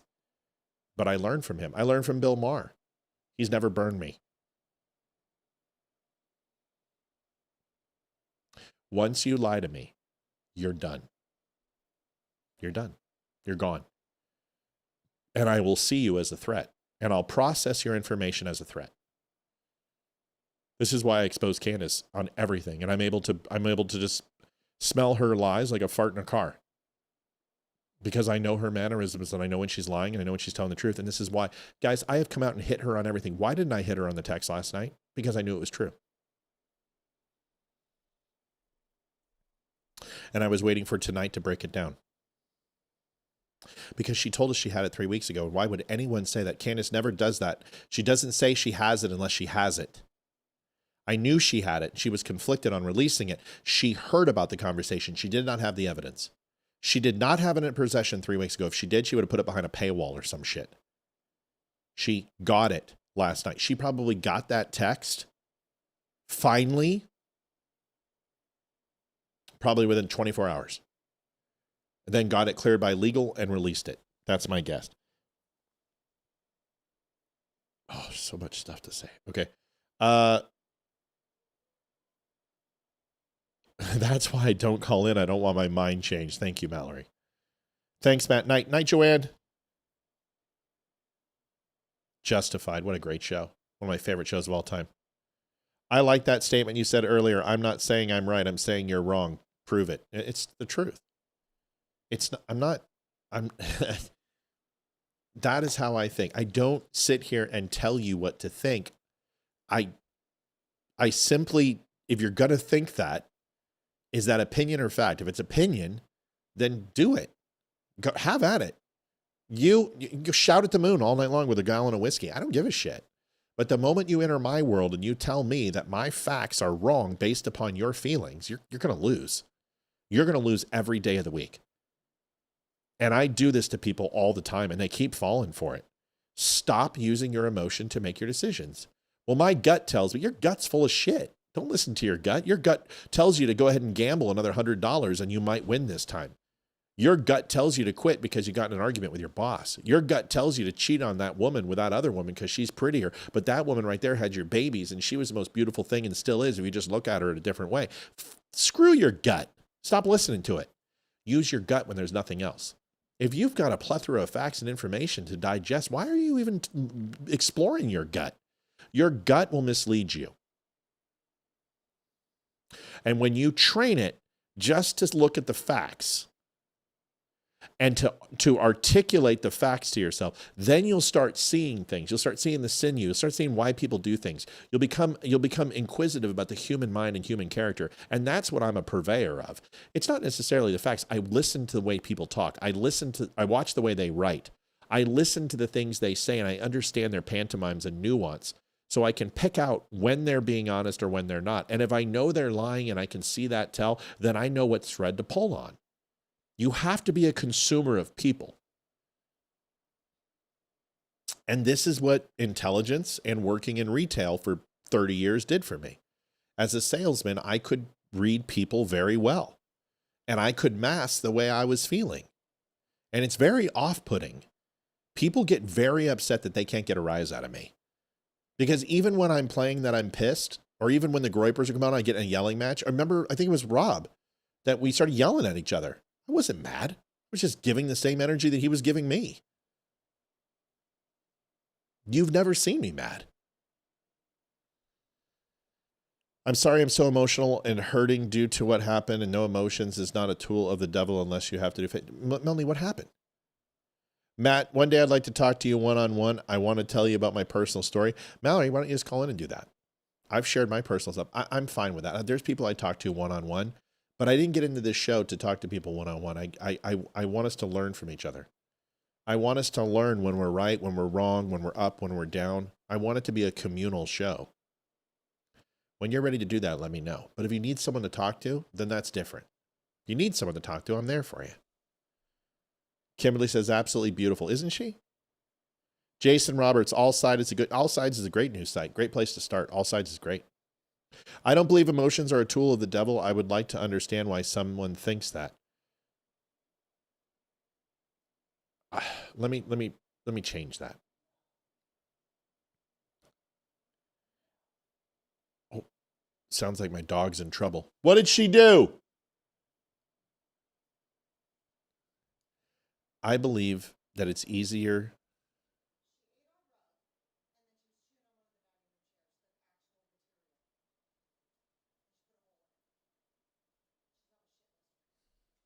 Ash! What did you do? Oh, she's hanging low. Okay, I gotta go take care of my dog. You are in trouble. I'm gonna go kill my dog. Matt, keep our community in your prayers. I will. Let me see.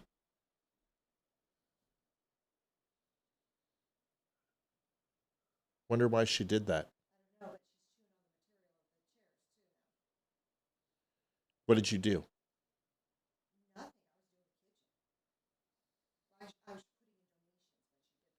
All right, we'll cut that off, and I'll come out and have a conversation with her. Beautiful, Matt. Memories are everything. She is stunning. Here's my thought. It's easier to corrupt a person through emotion than it is through logic. That's my argument on the station, that emotions are kind of touchstones for evil. I think emotions are how you can be corrupted. And I think I'm going to stand by my statement. It's much easier to corrupt someone through emotion than it is through logic. That's my statement. Bill Maher is great. He can be. Our go Avs. Good night. I never was a fan of a hockey team. My son and I now cheer for the Avs just because of Matt and Olivia. Good. Matt knows my sister. She doesn't have a gambling problem. She has a money problem, she says. All right. I'm going to go. My dog is going to die. So daddy has to get involved. Yep, much easier to corrupt someone through emotion rather than logic. Quote me. Make a Hallmark card. Make a t-shirt of it. Yeah, emotions are bad because if you're easy to anger, you're easy to manipulate. Let's do that tomorrow. I got to go. I love you guys. I appreciate you. I'm going to go watch my hockey game. Good night, everybody. Thank you for everything. I appreciate you. Good night. Adjusting transmitter output. This is the Don't Unfriend Me Show with your hosts, Matt, Leeroy, Amy, and Olivia. Geopolitics, military analysis, and election coverage. Coming to you live on all major social media channels at The Dumb Show. Honest, direct, unfiltered. We can agree, we can disagree. Just don't unfriend me.